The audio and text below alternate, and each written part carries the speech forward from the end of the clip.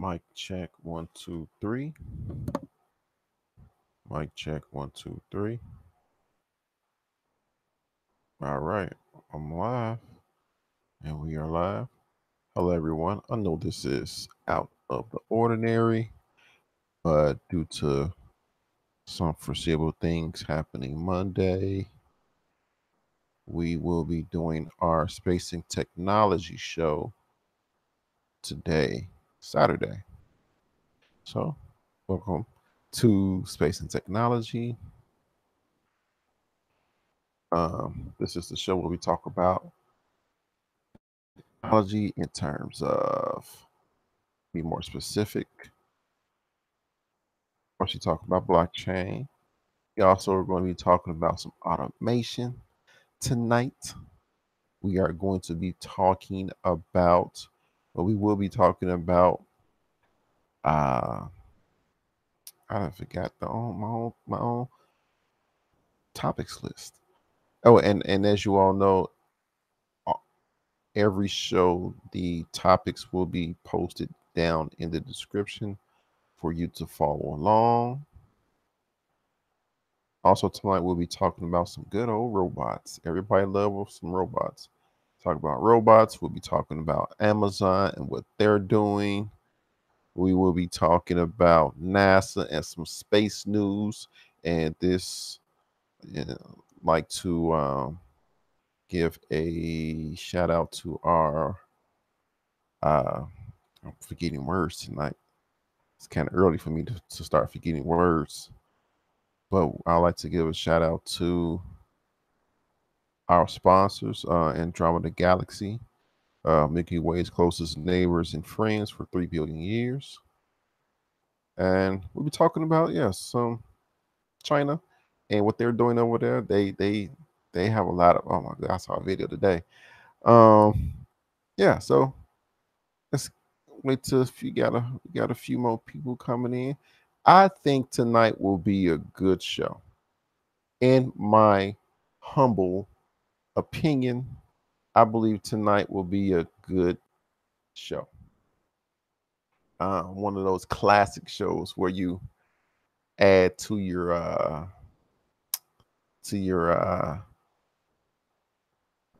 playlist and play it over and over again. It's gonna be some good things dropped tonight. So I think tonight will be a good show. We got another host. How you doing, Mike?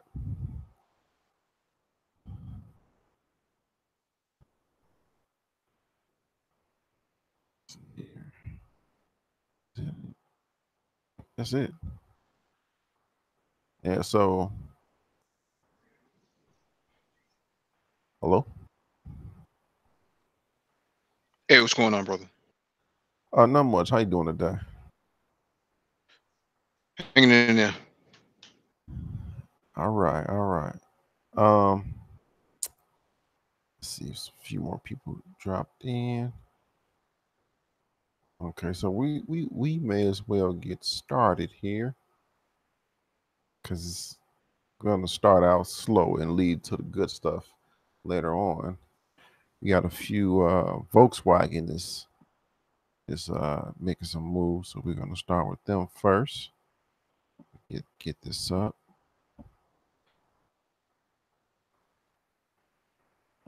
Okay, let me share my screen.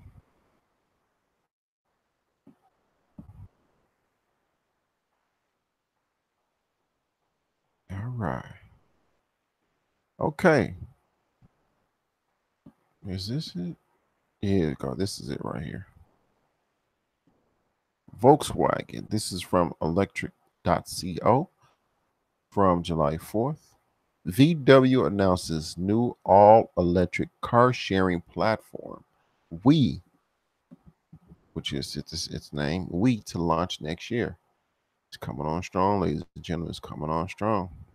With the decline in car, and that reminds me, I saw something. With the decline in car ownership for young people and the increased interest in all electric vehicles, VW is announcing a new all electric car sharing platform called We that will launch next year. The news was announced by the Volkswagen brand board member for sales, Jurgen Stackman, at an event held in Berlin today. Stackman said, and I quote, "We are convinced that the car sharing market still has potential. That is why we are entering this market with a holistic single source concept covering all mobility needs from the short journey that takes just a few minutes to the long vacation trip." Wow.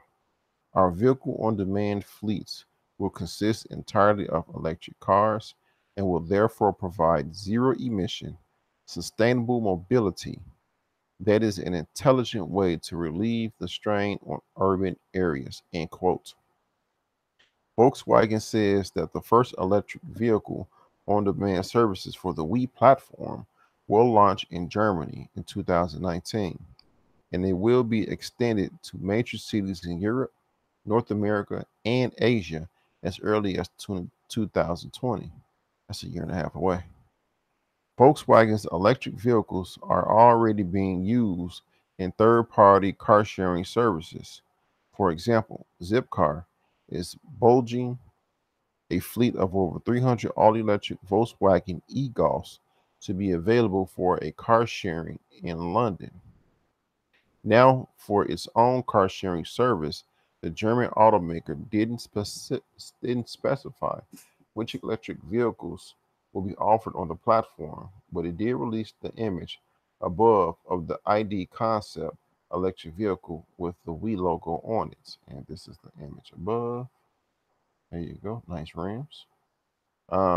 We when unveiling the vehicle, VW originally announced a NEDC rated range of 400 to 600 kilometers or 250 to 375 miles, depending on the battery pack configuration, though we expect it to drop significantly under the WLTP standard. As for pricing, a Volkswagen executive said last year they are aiming for the mass market vehicle to be about $7,000 to $8,000 cheaper than the Model 3 when it launches in 2019 2020. Interestingly, VW says that the We platform will also support micro mobility solutions that could be offered with vehicles like the ID City Staker and the ID Streammate electric scooter that the company unveiled earlier this year. And these are the two things that I just mentioned. We have previously reported on the electric scooter boom, which has mainly been accentuated by startups deploying shared fleets in U.S. cities.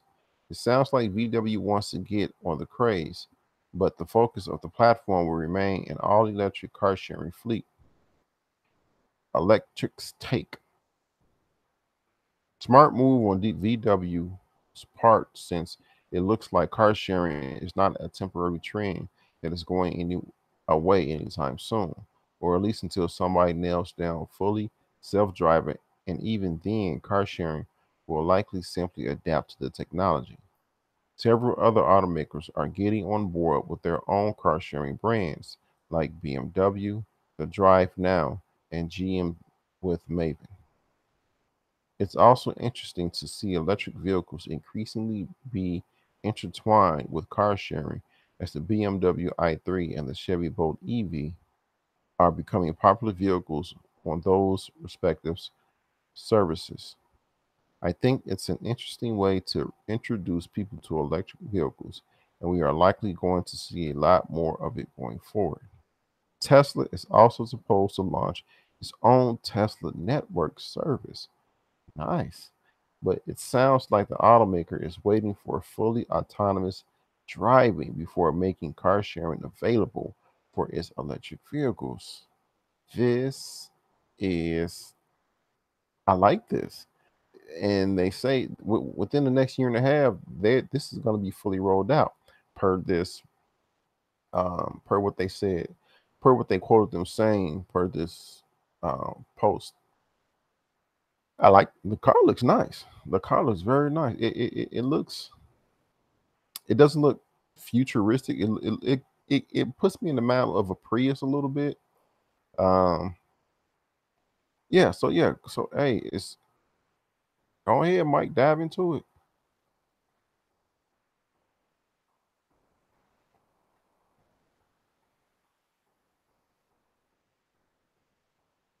Are we still?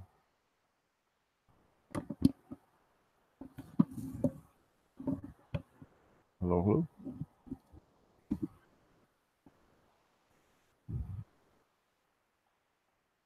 Think you are. Can't hear you if you're talking.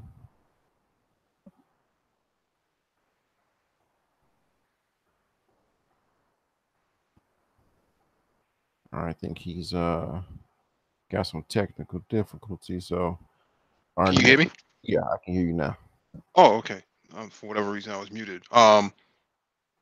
Yeah. So I just want to preface this with the fact that I am a Volkswagen owner, so I do have an interest in this.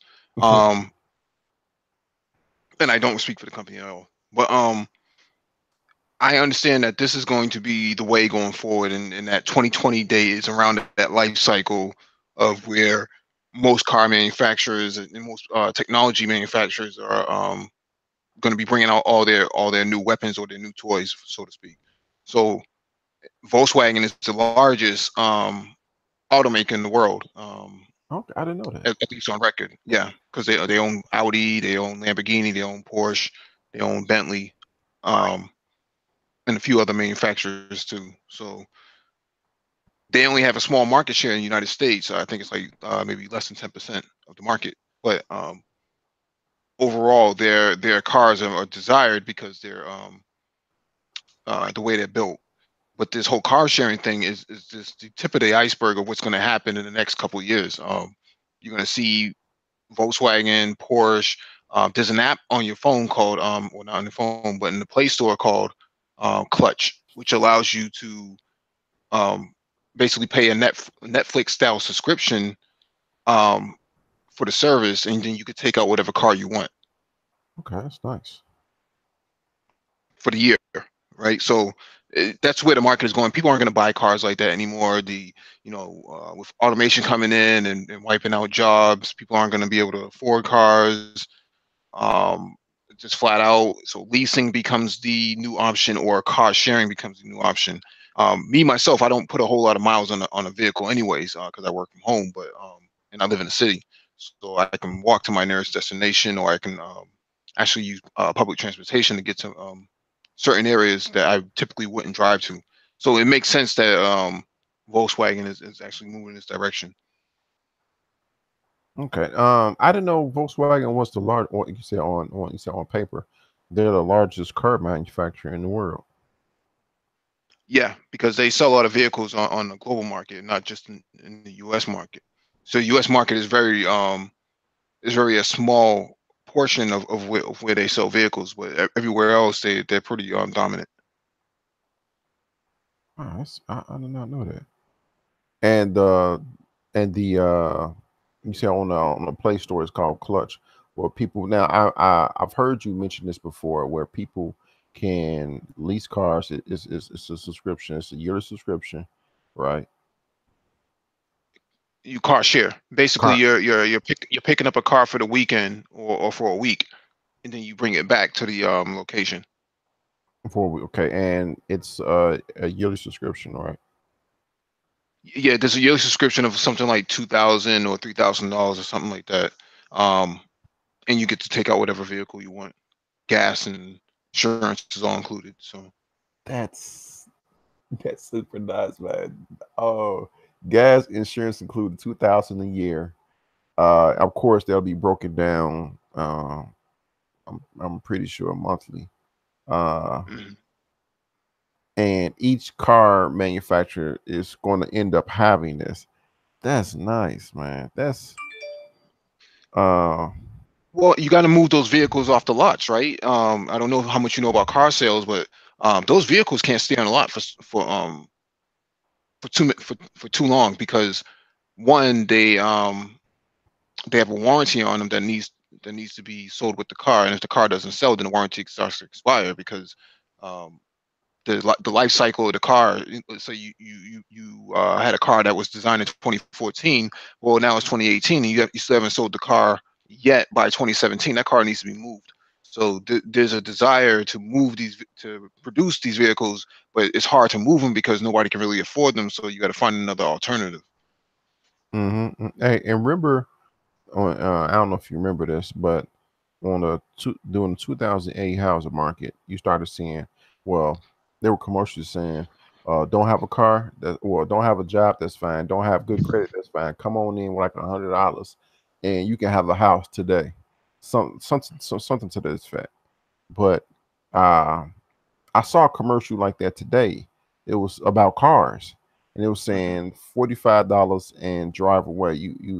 It said don't have a if you don't have a job, good credit, that's fine. If you have $45 and you sign this contract, then uh Sign your life away. right. So I'm like, oh, and I was at the barbershop when I saw it. I'm like, oh, okay, it's starting again. Here it come. So Hmm. and it was a guy saw the commercial and he called. Hmm. And his phone was loud, so it was a recording, and then he had to say his name and spell his name out and all where he live at. But yeah, so these cars are not selling. So like you said, they got to find an alternative way.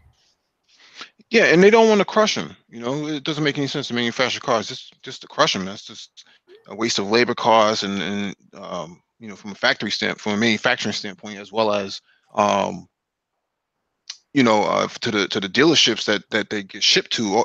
The logistics aspect is just the pain to actually crush those cars. So I do foresee this being a new um, gold rush for car manufacturers to just car share everything. And according to the article, Tesla doesn't want to do it until they can get level 4, level 5 technology into their cars for autonomous driving. Hmm. Well, they don't want people actually driving the cars. They want the car to drive for them. Mm, next level, next level stuff right there. No more, no more box Chevys with 22-inch rims on them. Oh, you'll still see those, but what's going to happen? I foresee what's going to happen to those is that they won't be able to pass an emission test, right? They put out too much CO2. So what's going to happen is they may not get certified by the state to operate unless they apply for something like a what do they call that, a vintage Mm, vintage registration. So a vintage registration says you can only put like 2,000 or 2,500 miles a year on your car. Well, those guys can't, who want to drive around those old Chevys with those big engines, putting all that smoke and smog and things like that. Um, those cars won't be on the road too long in the next few years. all right. But that's hey, and they say 20. I keep hearing 2020 as the like the shift in all this autonomous AI stuff. So it's only a year and a half away, so we'll see. It's a life cycle. It's a life cycle uh, date. So every 3 to 5 years, you have your major technology shifts according to Moore's law. So it's like technology doubles every 3 to 5 years. So 2020 is that 5 year mark coming out of 2015. Hmm. You gonna see. I like it, and some other stuff. You know what? Let's get into it. Like I said, this is gonna be a good one. This is from CCN from July 5th. Volkswagen seeks patent for intervehicular blockchain communication systems. So I can already see they're going to do an IoT of things or IoT aspect also. Volkswagen has applied for a patent allowing vehicles to communicate with each other through a blockchain based network aimed to increase road safety by warning of nearby vehicles and alerting the driver to potential collisions. The system could potentially be used to negotiate actions like merging lanes, overtaking, and a number of other high risk activities on the road. In the vehicle to vehicle communication, messages are exchanged between vehicles to enable novel, safety relevant use cases. Most of the currently known use cases provide warnings to alert a driver about an imminent event, such as two vehicles colliding with each other. Read in an excerpt from the patent. To this end, vehicle to vehicle communication is based on single messages, which are signed by the sending vehicle. The signature provides integrity and non repudiation. A natural extension to safety warnings are cooperative maneuvers, which allow increasing both safety and efficiency of road usage. The patent deals with self-driving and manually driven cars and aims self-driving and manually driven. Okay, with and aims to either display information for a driver to see or simply inform self-driving cars on their next move. A cooperative inter-driver contract is described which will allow drivers to enter agreements aimed to increase their road safety. Quote, cooperative maneuvers can be performed in a variety of ways. One efficient way is for two vehicles to negotiate a contract. Once the contract is complete, the maneuvers of the negotiated contract are carried out. In case a need for a change of plans arises, this change needs to be agreed upon as well. End quote. The crux of the patent is the concept of exchanging inter-vehicular messages which are cryptographically signed and serve to create a network of nearby cars in order to better avoid collisions and work with the flow of traffic. The patent explains that messages are first exchanged between one vehicle and another, which with each message containing a hash pointer which indicates where relevant information is stored on a blockchain. After the messages have been exchanged, the pointer to the last of the read that again. After the messages have been exchanged, the pointer to the last of the messages is signed by each participant and published on the blockchain. If the resulting contract has to be changed, a further message is added and the process continues. Volkswagen is the latest major company to apply for a blockchain patent to enhance their business, with Walmart patenting a system for accessing medical records. We talked about that before on a blockchain, with other blockchain patents under review, and MasterCard patenting anonymous blockchain transactions, and Samsung seeking blockchain patents to improve their logistics and operating efficiency. I like that. Ford Motors has also patented a cryptocurrency fueled vehicle technology allowing for preferential lane access, wow, while on the road, among other functions. With cryptocurrency exchange, wow. Let me read that again. Ford Motors has also patented a cryptocurrency fuel vehicle technology allowing for preferential lane access while on the road, among other functions. With cryptocurrency exchange being a feature of the system, it's possible that the Volkswagen contract system will handle similar negotiations if approved. That you know what that says to me is okay. Let's say it's cryptocurrency back this preferential lane. So if you want to get in the fast lane, just put some more, just give some more money, and we'll get you over there. That's what that sounds like to me. And um, I know that this is the technology in terms of this is blockchain. They use the blockchain to to do all of this, but I can also see them applying IoT in the mix with all of this. So this, wow, hey, go ahead, man. Hey, this is nice. I've talked about vehicle to vehicle communications before. I think I mentioned that to Nagone in BGS. This is something that I volunteered and been a part of in the IoT group here in Boston. So this has been long in the works for a couple of years now, but you're starting to see more fruition come out of it because all the vehicle manufacturers want to put proprietary sort of technology into their cars as they become more level 4, level 5 from an autonomous driving standpoint. And these vehicles need to talk to each other in order to operate on these highways and these roads, because you can have autonomous driving, but if the car can't communicate with the next vehicle ahead, then you pretty much have isolation between vehicles where there needs to be full social communication amongst them, especially if you have 100 vehicles on the road. Mm-hmm. If an autonomous vehicle wants to make a right hand, wants to shift lanes because there's some form of slowdown, or because the AI, the artificial intelligence, says it would be better for you to actually get into the fast lane to make a change into the middle lane, or to get into the breakdown lane because for whatever reason, traffic is being altered to the right. That sort of communication needs to take place, and that's where the AI comes in and the blockchain comes in.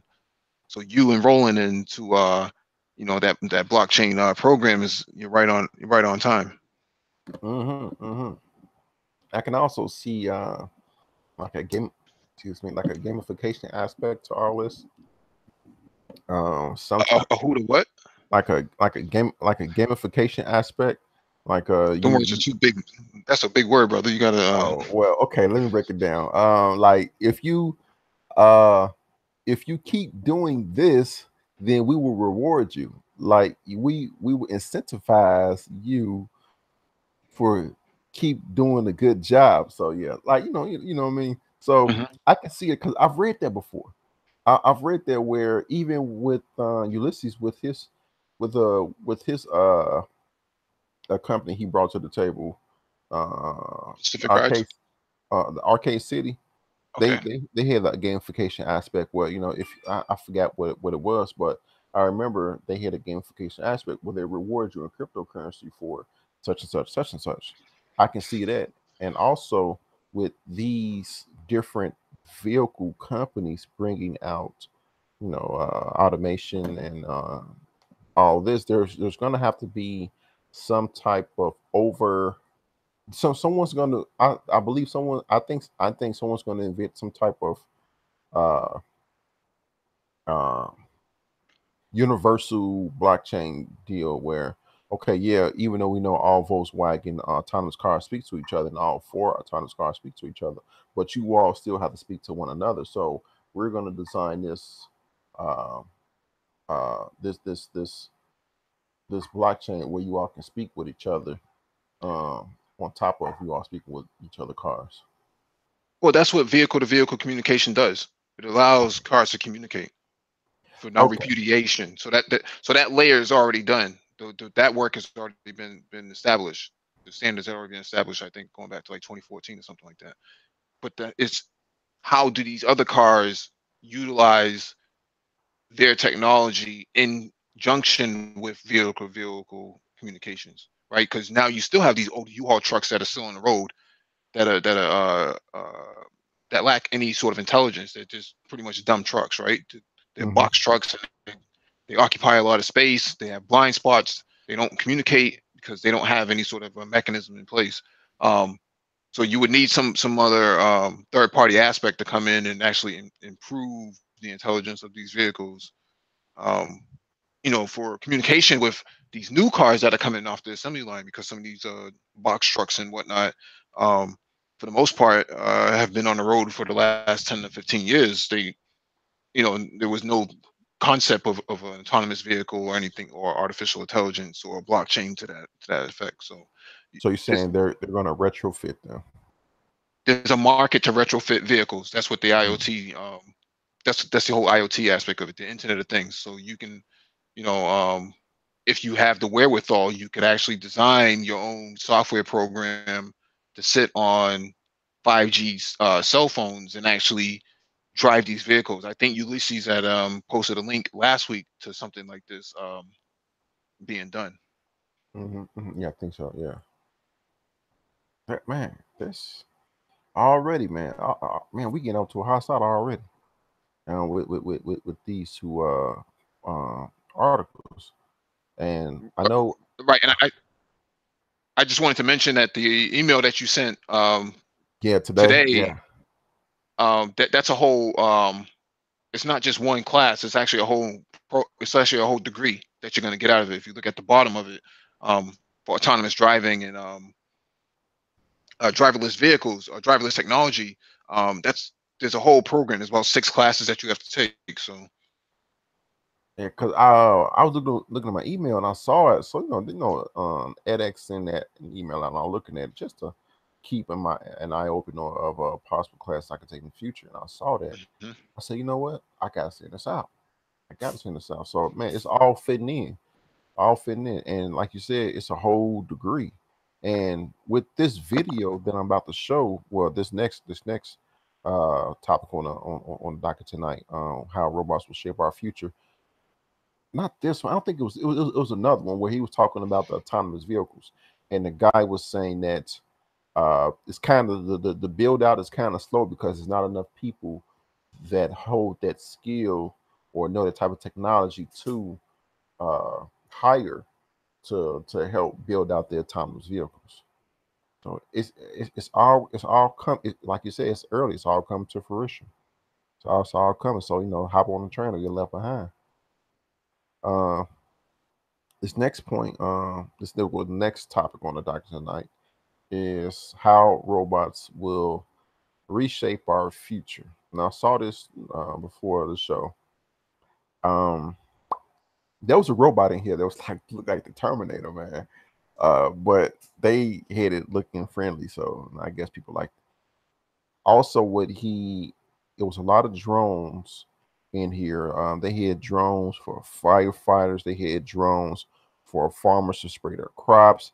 The dude showed a pocket-sized drone, and that pocket-sized drone, I can see. I looked at the Netflix show Altered Carbon, and the news reporter in it had her own camera follow her. It was like a drone, and I can see YouTubers using that little pocket-sized drone, walking around and filming themselves on the street to look to film videos, and it was like a little bitty tiny pocket-sized drone. Of course, you've seen it, but I'm trying to explain it to the audience. It's a long video, 30-minute video.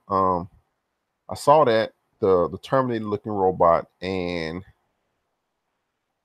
it was a robot that's gonna replace nurses in terms of dispensing medicine. And he asked some valid questions. He was like, okay, what if it give a higher dosage? And the guy was just saying the robot will ask for help if it need helps, but how he said it was because of the way it was built, there's a lesser chance of it's messing up. So yeah, you send this out to put on the docket. Go ahead, man. Let loose.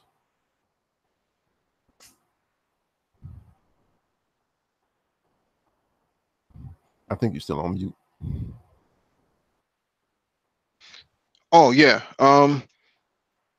that was actually a very good video. If anybody gets a chance to watch it, the pocket drone is not new, but it has some intelligence to it, and it's actually durable too. If you look at it, it's not like these cheap toys that you see, Hmm. Walmart and whatnot. But having something like that, I can see law enforcement using something like that. Um, Oh, you that's know, nice. right, to approach a vehicle to see who's in the vehicle and things of that nature. Um, I can see a drone like that being used in rescue operations, like what you see in Thailand with these people went down Caves. into a cave, Hmm. instead of sending, because I think they lost a Navy SEAL going in there. Yeah. Instead of sending a human body in there, you send that drone in there. And that drone is small enough to dip in and out of corners and don't have to worry about being bit by bats and all types of foreign animals. Yeah, that's and the other aspect of that giant robot, that Thanos looking thing, that Yeah. that's impressive though. That's impressive. If you put something like that into law enforcement, that can be a Oh game changer. man. You seen the way it was moving? It was like so fluid. Yeah, and it had to be at least 7 feet, if not 8 feet tall, because It it was was bigger than everybody in there. it was menacing looking because when he walked up on it, He said, "Oh, for some reason, he said, well, I am a reality friend. I don't know what it meant by that, but when he walked up on, I'm like, damn, that thing looks scary, but it was the thing back, turned around. I'm like, okay, that don't look too much appealing in terms of friendliness, Hmm. but start singing and dancing. It's okay. They put the unfriendly chip in there, but like you said, law enforcement on a battlefield, it's goodness. Hmm. You put a M4 rifle in its hand. That can be, and it's not even armor. That's just plastic, right? I mean, it's obviously for demonstration purposes. But you give it some Kevlar. Yeah, I'm trying to skip to the part where I thought it was in the middle. Um, to the part where they showed it, and oh, I just saw another part they were talking. I think I passed it. Oh, no, I did. No, I did. Let me see. That thing looked menacing from the back. You're And not sharing your screen. oh, my bad. Oh, okay. Let me doo-doo-doo-doo-doo-doo. Jetsons. All right, there we go. Let me see. That thing looks like that big, muscular Arnold Schwarzenegger back. Look, that thing just moving like, hey, what's going on? How you doing? It look. And Go it's in its early phases too. I mean, that guy there is like maybe 5'10", 5'11". hmm. That's got to be at least 7 feet.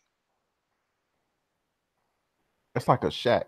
It's like the size of the height of shack, or at And least if you look at the people, they're running away from it because they don't know how to interact with it either because it's just so damn big. man, that thing moving just okay. I'll dance for you. Start singing. Start singing Highway to Hell. Now, what would be really cool is if it folded and it had wheels on it and it turned into a car. Now, okay, I gotta ask, are you being serious? Because you got this dry sense of humor, man. 'Cause I'm trying to No, figure no, I'm serious. out. Okay, okay. Because it can't run. It can't run, right? I mean, if it had to actually catch somebody or pursue somebody, it wouldn't be able to keep up with an average human being. I think the average human being runs at 17 miles an hour max. Yeah, you see they backing up right there. Yeah. They play that again. It's so funny. Is he spraying water out his eyes? Look No, at I think that's just steam. okay. Okay. They okay. You about to walk over to him, but they about to back up. Here you go. Here you go. How you doing? They all Hmm. backed up in unison. That's so funny. Humans don't know how to interact with robots. That's what they found. I think I posted I think we talked about that on one of the other hangouts before. That the reason why they have a hard time dealing with let's say you call Dell or something like that, and you get a Hmm. automated voice. People get very frustrated. I do. They want I to do. speak to an operator. They don't know how to interact with robots, whether it's software or it's hardware. They just don't know how to interact with it. And you see the same thing with autonomous vehicles, right? People are like, oh well, I don't really trust it. I don't trust autonomous vehicle. But people get into car accidents all the time with human beings. So Hmm. on one hand, you trust human beings who are very flawed, but on the other hand, you don't trust a robot that you haven't even interacted with yet because it's not human. You know what? I ain't gonna lie. I'm one of them people when I call somebody with like a customer service, I get that automated voice. I start pressing zero. 00000 just to say, okay, where can we send you to? I say customer service rep because it's so slow, and but with the Google I/O, what they demonstrated there, I think I'm more prone compared to the knowing that it's a automated voice. I'm more prone to speak to that person with that with that computer than the quote unquote dumb computers that you get when you call Dell or some of these customer service agencies. Hmm. Now this was cool. It was another part that I skipped on the way here. On the way to this guy, they show how They were monitoring their robots, and they can tell, like I guess from a central office, uh, if one robot. Go ahead. No, I think that was for the toilets. Okay, really? Okay. Yeah, they put out public toilets, and the toilets they can determine whether or not somebody's in there too long, if if it's unsanitary because they have smell sensors. Um, there's baby changing stations and stuff like that into these public toilets, and they're monitoring them around the world. I mean around the country. Okay. Because they showed it. Because they looked at the screen. I admit this part wasn't paying attention. I was doing something else. But when they turned around, here you go. When they turned around and showed them, I'm like, oh man, so they monitoring all those. So I didn't put two and two together, but now I understand. Let me go back to that. There you go. They were monitoring Oh all of them. Huh? yeah, those are cobots. Yeah. And just people listening, the cobots are robots that work with people. Hmm. All right. So all right, let's get to our next. There was another one here. I'm getting this video confused with the autonomous car video. That video was nice. This was okay. This was the that's the security. This is the security pole that he was talking about. I think he said he had 5G on it. I think. Okay, but yeah, let's go ahead and get to our next article. All right, this is from Gizmodo. I like Gizmodo. Um, from Al Dellinger, Google is reportedly looking to take over call centers with its duplex AI assistant. Oh my goodness. It's getting good, ladies and gentlemen. All right.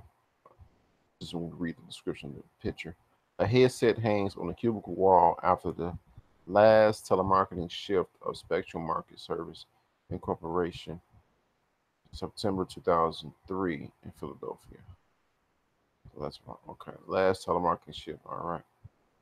When Google introduced Google Duplex, its AI assistant designed to speak like a human, the company showed off how the average person could use the tech and to save time making reservations and whatnot. What wasn't touched on was the possibility that Duplex may have a use on the other side of the line, taking over for call center employees and telemarketers. Man, a lot of jobs, man. A report from the information suggests Google may be making a play to find other applications for its human sounding assistant and has already started experimenting with ways to use Duplex to do with to do with the way to do with the way roles currently filled by humans, a move that could have ramifications for millions of people.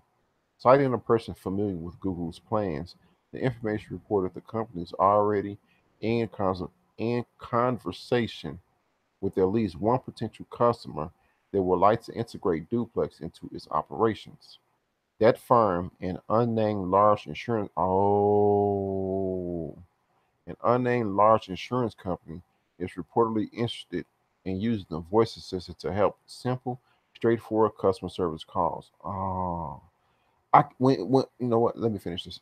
A spokesperson from Google told Gizmodo the following quote: "I quote: We're currently focused on customers' use cases for the duplex technology, where we can help people get things done, rather than applying it to potential enterprise use cases.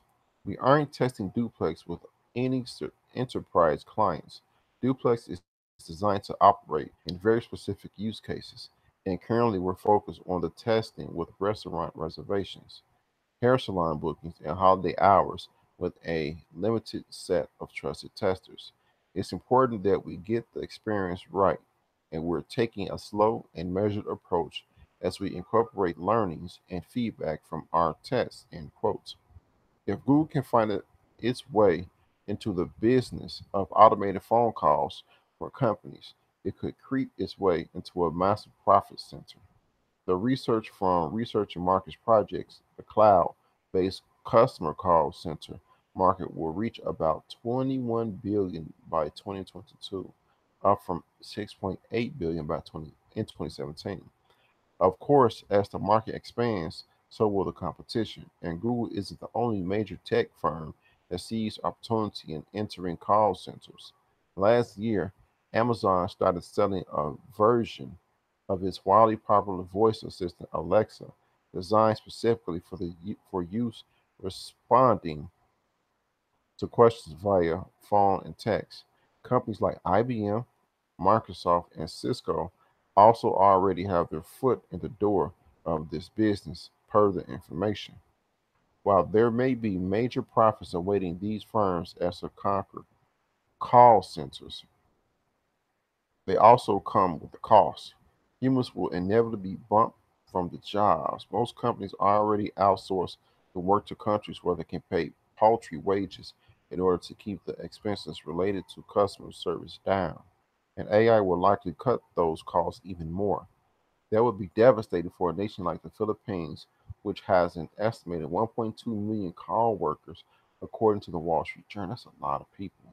Historically, one of the biggest obstacles to eliminating the human aspect of customer call interactions is the fact that the AI kind of sucks to deal with. A 2015 survey conducted by the conservation found that the vast majority of people, 90% of those questioned, call into customer service hoping to speak with a human. Me too. About 8 in 10 said they speed through the automated portion with the intention of talking to a person, like I just said, and just 10% reported being satisfied with so called interactive voice response sensor, not part of the 10%. Google Duplex may have a solution to that problem by making the automated interactions less less robotic and more lifelike. Google wowed people with this demo of Duplex that included the AI assistant inserting and sounds to make the conversation seem more fluid. Every every person I showed that video to, when the Google Duplex did that, it it it they laughed. They may also have the complete opposite effect on people. Some folks found the duplex demo was scary as hell and worried about the ethical concerns of AI basically faking people out by pretending to be human. You know what? Indian people did that. So, okay. Backlash eventually made Google promise that Duplex will tell people they are speaking with AI, but the company still has a way to go to ease everyone's worries. That seems to be a hangup for Google's efforts to get into the call center business as well. According to the information, ethical concerns overshadowed Google's demonstration of the duplex technology, and the company interested in the assistant has pumped the brakes on the project, on the proposed project. Yeah, there's a lot of people gonna be out of jobs. A lot of people be out of jobs because when they said an insurance company, I can imagine these. Okay, I don't know why my Siri popped on, but when they say insurance companies, I can imagine Sprint, Verizon Wireless, T-Mobile. When you call in these, any basic customer service, Social Security, uh, government, any basic customer service, they're going to be looking to implement this into their business. Right, and most of those jobs are actually serviced by people of color, more importantly, Black females. Mm. This ain't the time to be. Oh, oh. They're guesstimating 600,000 by 2020. So, and 600,000 jobs that I'm referring to, that those jobs will be wiped out by automation and artificial intelligence. And these are service level based jobs where you don't necessarily need a human being anymore. Usually, when you call customer service, whether it's for a credit card or insurance, the first time you call, it identifies you by your phone number, and then your phone number picks up the automation and artificial intelligence pulls up your record based on your phone number, and all you have to do is add in your last 4 digits of your social security, and now you're being helped and having accessibility to different options. You go through one, two, three, four, five, six, seven, eight, nine. Um, there really is no human aspect needed anymore to get what you need done. For example, I lost my I didn't lose my credit card, but my credit card did not show up. All I had to do was call the number, and what it allowed me to do was to place a new order for a new credit card and actually deactivate the credit card that never showed up in the mailbox. I never spoke to a human being at all.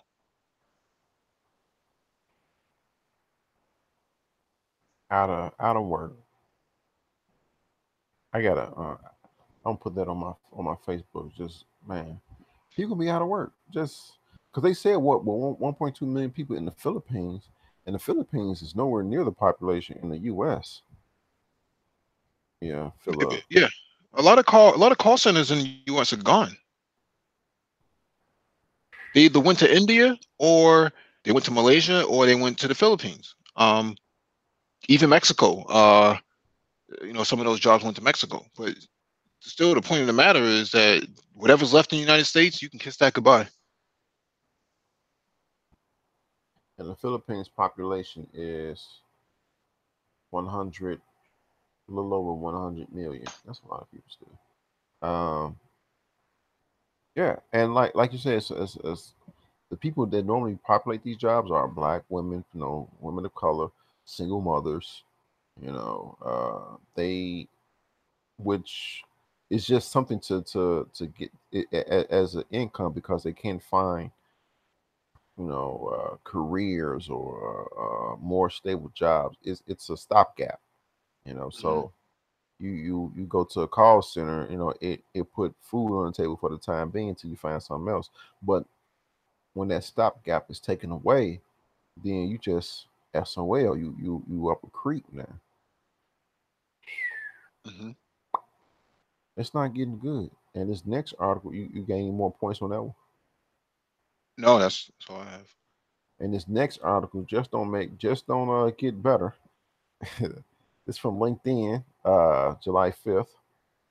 Uh, this is part of their LinkedIn daily rundown. It is Amazon is opening more cashierless stores. More people are quitting their jobs, and more top news. Okay, the new the news professionals are talking about now. Here, okay, okay. Amazon plans to open a second cashless Go store in Seattle this fall. The tech giant confirmed to GeekWire. The experimental shops are also expected to hit Chicago and San Francisco. Customers scan their phones when entering the store, grab items off shelves, and automatically get charged the correct price without stopping to pay. If the stores take off, they would help Amazon become even more ingrained in the daily lives of customers. Workers are quitting.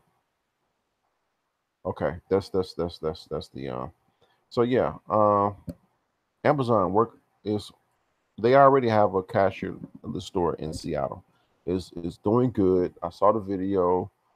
The few tech people went to the store just to test it out, see how it goes to re what's what I'm looking for to send stuff back. It's pretty good. Uh, this is from the Geek. It also says Amazon is expanding its checkout free Amazon Go retail concept with another location in the company's backyard. The store, the second in Amazon hometown in Seattle, will be located in the new Madison Center office tower in the corner of Fifth Avenue and Marion Street. The first store debuted 1 mile away at the base of Amazon Daily One Tower in January. After more than a year of fine tuning the concept, Amazon confirmed the new store in a statement saying, "We are excited to bring Amazon Go to 925th Street in Seattle. The store will open in fall 2018," which is really coming up. A GeekWire reader first spotted hints of the new Amazon Go in downtown Seattle. "We found a permit filing for an Amazon retail project," at the site and peeked through small gaps in the window covering from the sidewalks to confirm that the company is indeed gearing up to open another high-tech convenience store at the location. But the biggest clue is visible from across the street at night. A convenient gap at the top of the window covering shows the signature Amazon Go slogan: "No lines, no checkout." Um, Peering through, okay, according to permit filings with the city of Seattle, the store is larger than the original version, approximately 3,000 square feet versus 1,800 square feet. It's on the first floor of the Madison Center, a 36-story high rise that opened last year across the street, across from Seattle Central Library. It houses law firms. Okay. Um, so I'm guessing they're gonna put these stores in downtown areas and office buildings, um, test them out there, and just expand out more into the outer city limits. So yeah, it just don't get better. Like you said, as the years, as these next few years come, a lot of people gonna be out of work, man. Yeah, and those jobs that where somebody was bagging groceries or pushing a shopping carriage from the outside to bring them back in, carriage return. Um, those jobs were largely filled by young black males. You won't see that anymore. 'Cause it's not necessary, obviously, with all this technology coming in. You want to call customer service? Well, you're going to talk to a robot. You want to go grocery shopping? Well, ain't nobody going to help you in that store. Just go in there and pick up your stuff and then leave. A cashless society, a robot society. This is all happening, in the next 19 months, in the next 16 months. A lot of people will be out of job because it used to be the rite of passage was to work at a uh, fast food store, work at some type of store and using cashier. That's what cashier where you work with people. That was kind of a rite of passage, and de facto rite of passage.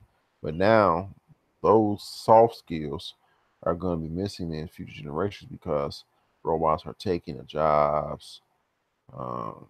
Just little basic jobs just to get a little money in your pocket. That's going to be that's you're gonna need some type of real skills to do that because a lot of people are gonna be vying for those jobs and yeah, man, it ain't getting better. It's not getting better. So I'm gonna post these articles to my Facebook. Trying to tell people, hey, you might want to think about, getting into these type of fields, but you try to tell people sometimes, and yeah, I understand they don't believe you. They a lot of times people need that reality check to say, "Oh man, you were right," but you don't want to wait too long for that reality check, yeah, and you really want to be forward thinking and to say, okay, this can threaten my job, so I really do need to do this or do that. Well, look at all those coal miners and those auto workers coming out of Detroit. That they were putting on bumpers, they were putting on dashboards, they were you know mining for coal. They never bothered to change their career trajectory as they acquired more tenure within their within their immediate career, right? They just thought that they would retire from that job, but in reality, those industries were going to disappear, especially in the automakers in Detroit. Jobs got shipped to Mexico. Now they're being shipped to China. Uh, What were you thinking that whole entire time? Like what did you think that this was going to last for the next 20 or 40 years? I mean, at some point you had to see the cobots coming in. At some point you went to CVS or Walgreens and you saw the automated cash registers showing up at the front of the store. Hmm. But That was the writing on the wall. You should have been like, it's time for me to get up out of here. but even though people may have saw that, they may not have asked the right question, asked themselves the right question. or even thought of to think ask to ask a question. They just thought, okay, this is nice, and let it be. That's my guess. So okay, all right. Let's get to our next. Did you have any other topic? Any other points on that one? No, but I think Noah may have some. What's going on, Noah? Okay, what's up, Anti? Yo, what's good, guys? How you been? Not much. And Sorry, I dropped in a little bit late. no, I was at uh, a picnic. Yeah. Anti to the Don't Sunday. don't worry, we're already into our fifth article, I think. Yeah, Oh, damn. What? yeah, yeah. We just talked about how Amazon is going to be opening more cashless stores. How you got a little feedback there, and how Google Duplex AI is going to start to um, be implements into customer service jobs. The article stated how one they didn't name the insurance company what, but one giant insurance company was interested in Google's AI technology, and little jobs such as that are going to start to get picked off by this AI. But isn't that what they said about self checkouts? Self checkouts kind of turned out to be kind of a disaster In which way are you referring that the self checkouts would turn out to be a disaster? because they're supposed to, save time, but they always end up causing people, more time. So it's faster to go to a cashier than it is to go to a self checkout. But I will say that for some people, they prefer the self checkout.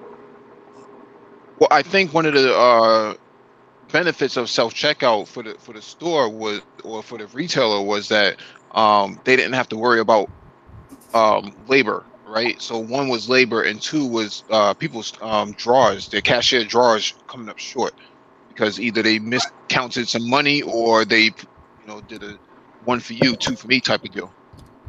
Right. One for me. That's funny. Okay. All right. Let's go to this next article and close this out. This next one is on YouTube. I'm playing the video, not the sound. Powering the future, solid state batteries. And the beginning of this video, let me go to see right there. That's pretty cool. That's pretty cool. How it's just I know this at this at the stage of this technology, it's quote unquote primitive, but okay, that's creepy. But this is gonna get better. That imagine that sucker on the battlefield. It's just gonna get better. You know what? You know what this looks like? Let me see. That looks like the on the movie Avatar, how they got in those little not those big things and start. That's what it is. This is crazy. It's like it's coming on fast, man. Um, break it down, man. Okay, solid state batteries.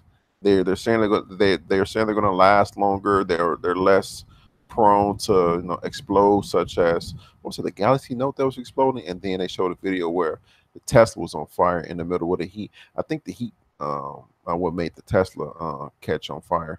But yeah, what's going on with these solid state batteries? Well, I was hoping that Ulysses would actually jump in because this is kind of his area of expertise. Um, but Is he on? I saw him in the chat. I think he He said he's got cooking or something like that.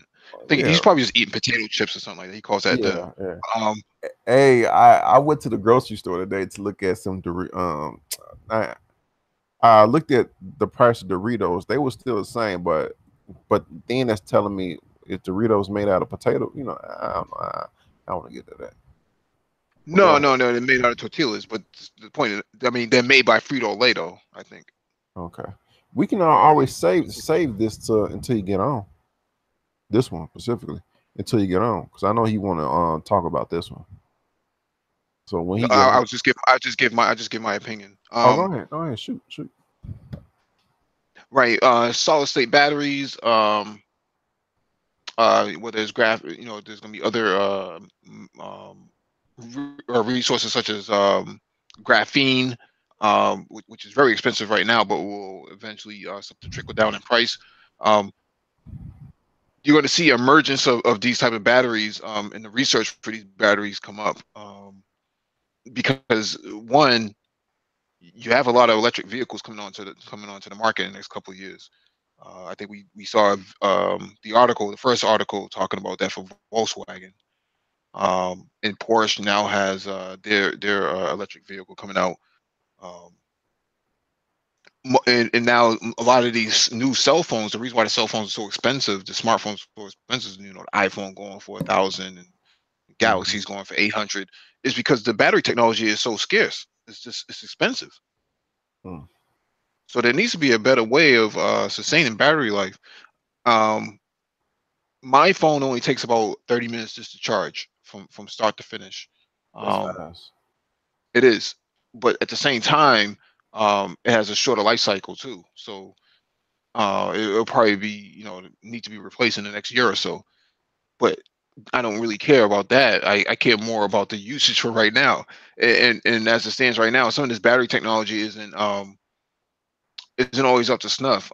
Even like I think, like you said before, that the Galaxy Note was blowing up, and that's due to the process being rushed, because a lot of this process wasn't fully tested. It was, we got the new technology, let's just launch it right now and cross our fingers and hope that it works out. And that's not the best. Yeah, It's strategy. not the best approach. It's not the best approach. With solid state, you're gonna get almost guaranteed sustainability with these new batteries. And then you'll probably see them largely go into cars first, and then they'll trickle down into laptops and then tablets and cell phones.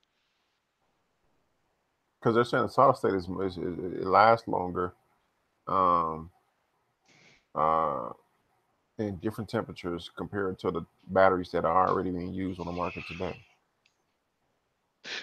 Right. Some of these batteries that's in these laptops and that not desktops, but these cell phones and whatnot, they tend to decrease as it gets cold. Um, Mhm. Okay. Yeah, we can save this until he come on a little later. I actually just bought a new laptop today before the hangout started, and it's the new HP Chromebook X2. How is 'Cause that? I just charged it up.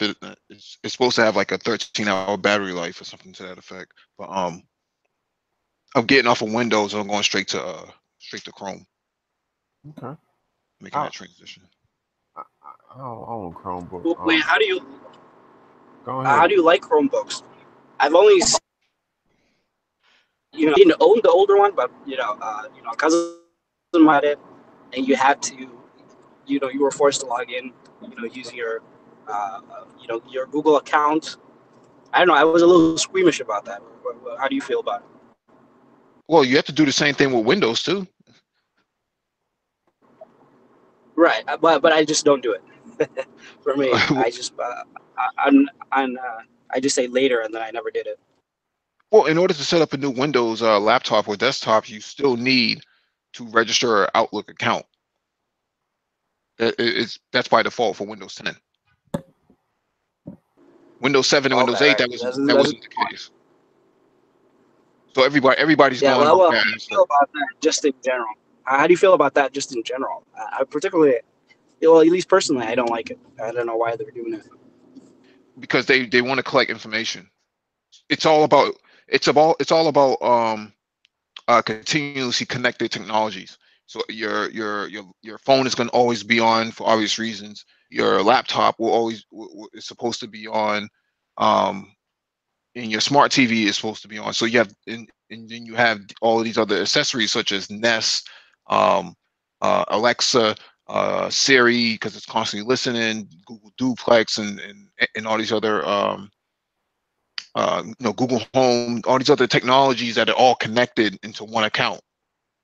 So they're trying to synchronize all of this information coming out of your account, and then they can actually, like for example, on my phone, um, I can stream a YouTube video to my TV, and then when I get in my car and go drive, I can continuously keep streaming it from where I left off at.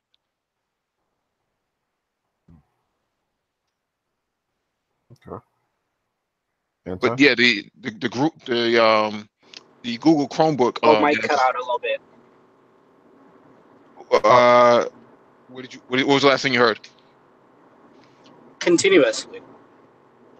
Oh, the continuous connected devices. So that's pretty much where the market is going. So in order for the devices to be continuously connected, you have to have some kind of account. So what they're trying to do is centralize one account for multiple devices. Like my Google Watch is also connected.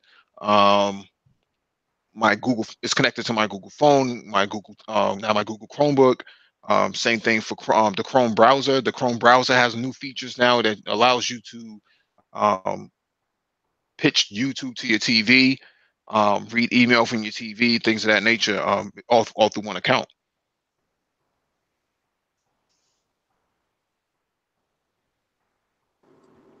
What were you gonna say, Lionel? No, I thought you was going. Sorry, I cut you off that. earlier. No, you didn't. I was saying now. I thought you had something to say about that.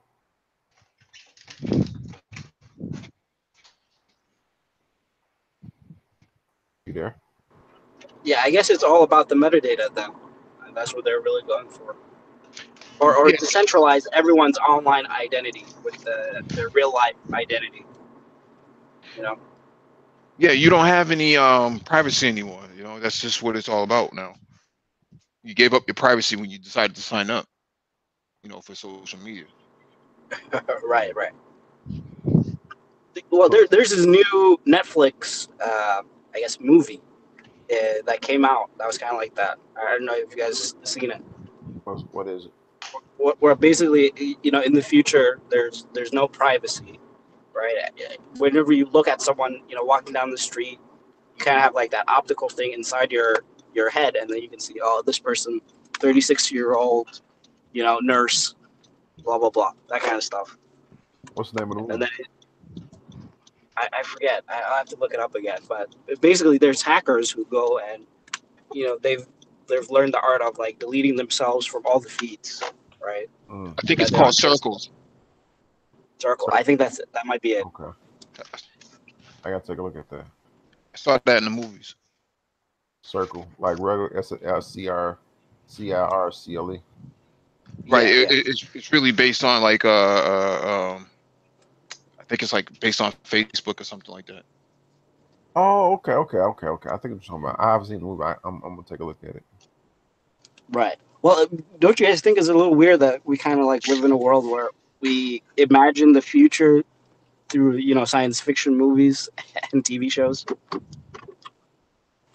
as like possible options? Oh I yeah. don't, I don't. Because I just got through looking at Altered Carbon, and okay, yeah, possible options, but I agree with you there. I'll just say what it can end up being, like one of the ways it can end up being in the future. Because when I think when people think of the future, like the everyday man, they think, oh, I see these concepts of the future. It's all red roses and yellow lollipops. But I mean, come on, we still human. People are going to use it to do messed up stuff. So that, such as Ultra Carbon, they're just viewing it from the messed up stuff point of view. Right. No, I agree. So, yeah. And I think Mike was about to say something too. Or are you gonna say, Mike?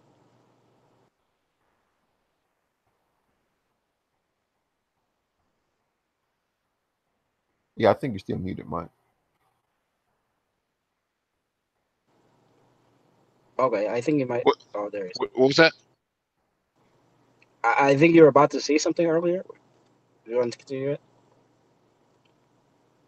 No, I think we said we will hold off until Ulysses comes back. I think he's cooking potato chips from Walmart right now. Yeah, man. Calm, No, calm. no, no, no. No, we were talking. No, no, I meant you were gonna address something about like we're imagining our future is based off of sci-fi or something to that effect. No, I was actually agreeing with you. I was actually agreeing with you because the movie Circle kind of points that out. I don't know if Lionel's ever seen it before, but it's a really good movie. Oh yeah, I'm going to check it out. Now that y'all mentioned it, because I think I know what y'all talking about. They were talking. I didn't look at it, but now as I know it's on Netflix, I'm going to check it out because that's basically all I look at on Netflix. The majority, like 95% of the time, is sci-fi stuff.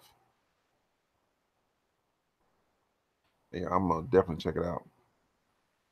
All right, so this next one is I didn't look at the whole video. Just want to throw that out there. Red carpet for Swiss innovation in Beijing. So what?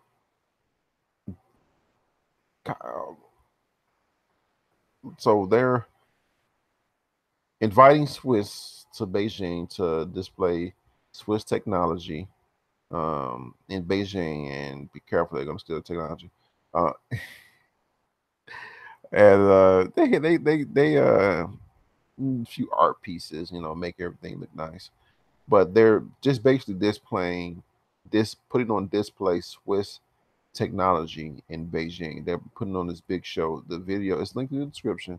The video is almost it's hour 45 minutes, but basically it's what it is. Right here, they're displaying this cappuccino machine. Yeah. What other things about this video stood out? She's drinking it with a straw. What other things about this video stood out to you, Mike? It was basically just the Swiss, the Europeans coming in and sharing technology development with the Chinese, and it was about the Chinese artificial intelligence robotics expo. Artificial Intelligence Robotics Expo. I Yeah, like I like how it, this. I think we talked about that on a different article earlier. Oh, okay, okay, okay. Uh, Artificial Intelligence. Let me try. I'm trying to skip forward. They doing a lot of talking. They don't show the thing. Okay, now what were the main things discussed at this? I'm trying to skip. It's basically just the Swiss showing off um, some of their innovations in China and getting Chinese investment in for into their projects and whatnot. And some of the stuff that they've shown was pretty impressive. So if I see this guy on the VR flying through a city in VR. yeah, that's pretty much gonna be the future. I mean of like tourism. Okay, now now we're on this VR topic. I want to ask you something. Uh, with YouTube, you see enough videos and it feeds you like videos with the algorithm. And FYI, I saw that video with the algorithm bias. That part when they talked about how what's the camera? It was a camera company that was biased against Asians because I it think it was was Nikon. yeah, Nikon. It was designed to take pic. It was so funny. But the A, the Asians got the eyes, but it wasn't taking selfies because it detected that okay, your eyes are not open. Yeah, it's basically saying Right. racism inside the algorithm. Right. But what was funny about it, like the cartoon effect they put. Oh, man, I left for 20 minutes on that one. Uh, Also, there's another you know algorithm that's also being biased right now. It's like for example quartz. court to use an algorithm for, sentencing guidelines, and they have for a while now. So there's, a worry that it's going to be biased more towards minorities now. I think I read an article about it a few years ago, or a Man, couple of years back. okay, it's a couple years back. Okay. Now, my question with the VR was, uh, now look at the videos on YouTube, but the algorithm send me like videos, but one of the videos was saying, okay, again, what this technology can end up doing to people. People are people may get hooked on VR and neglect their life, their reality life, and just Oh, live without through a doubt. VR. I wouldn't doubt it. That people do that with regular games right now. Imagine if it was VR, where it's super accurate and real looking, right? My experience with VR is that it gets tiring after a couple minutes. Um, the headset is just heavy. Um, you're constantly moving your head and your body around your neck. You get cramps and spasms into your back. I just don't see the value in the for entertainment purposes. I can't see the value in it. I actually gave mine away. It was just too much for me. Well, you had it, dang, man. Wait, no, but this is the early stages.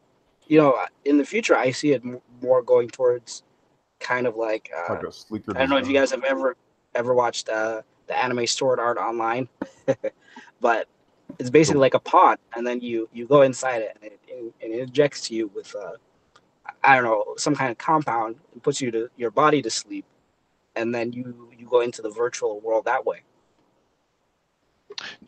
Well, in order to use it, because it requires you to like move your hands and stuff like that. If you look at the controllers on the VR headset, um, so when you put the headset on, you actually have to look around in order to hit yes and no and move forward and look at the whole entire environment because it does field of vision perspective. So you look left to see the left side of the environment, look right to see the right side of the environment, up and down. It's just too much interaction for me. I just didn't find it all that appealing, so I just gave mine away. This isn't even worth it. Right, but you're speaking of right now, right? You're not talking about the future, like where it's heading towards, No, the, right? the the nature the nature of VR headsets, it requires you to have some form of interaction from a No, no, from a yeah, visual but that's perspective. what I'm saying. The VR It's not headsets, it's that's the not going to infant. change. No, it's not supposed to change. That's going to be like the first stage. Like I guess you could think of that as, uh, yeah, I can't think of a good analogy for it. But in the future, I feel it's going to go towards more, you know, uh, where the computer is reading your mind, and then there's a virtual world built that you can visit, kind of like, like a RuneScape kind of thing, or MMORPG, in that direction, where your body is not moving, but then you're able to move it with your mind, kind of thing. If that makes sense. It does, and that's going to be very expensive going forward. I don't know how they'll make that cheap because that requires diodes on your Right. head and I, things of that nature. So I just don't see that it's going to be cost effective. But as it stands right yeah, now, but GTA 5, I think, was like they produced it for like 300 million, $400 million, right? So I think they have more than enough money to put it towards this. no, I'm saying for the end user, for the person on the receiving end, that's going to be very expensive. Oh, okay, I see. Now, my other I question. Go Okay. ahead. My other question about VR is the money. Okay, you're going to design this world where you have VR. Um, my question is, will people start to sell land and buy land and build business in this virtual reality world? And how, if so, how big can this virtual reality world would it be like different planets? I'm just imagining like futuristic type stuff here. That's what Ready Player One, the movie, is based off of. Yeah, I saw that. That was a good one. That was a good one. Oh, I went to see that. Do you guys like it? I liked it. It Yes, was pretty good. it was pretty good. The Yeah, Mike. That's what I'm. what I'm saying it's going to go towards, more than just like a headset on your head. Yeah, but if you look at the movie, you see how much interaction they had, right? It required them to do a lot of movement and whatnot. It was the same exact thing, and that was supposed to be years in the future. So that portion has never really changed. Oh, okay. Well, I'm going to look up the example. I'll send it to you guys. All right, you guys can go ahead. Yeah, I think the portion of the VR headset it inflicts some part of your brain, like the dopamine or something like that, and it kind of gets you addicted, like in Ready Player One. I think that was kind of the point of it. And that imagine the job industry that's going to rise around that. Treating virtual reality addiction. Yeah, I mean, they're already calling game addiction right now a mental health issue and whatnot. This is some good Yeah, stuff. there'll be many people who forsake their lives for the virtual one, because it's much more exciting than real life. I feel like that's what they're going to be. I feel Mike about to say a joke. So go No, ahead, no man. joke for me. Okay. No joke for me. Okay. Right. Well, you guys tell me. Would you rather be, an elf or a wizard in a virtual reality game, or working at Walmart or something? That's like the decision for some people. Or what about the alphas with their snapbacks and their There silk you screen go. teeth? There you go. I knew it.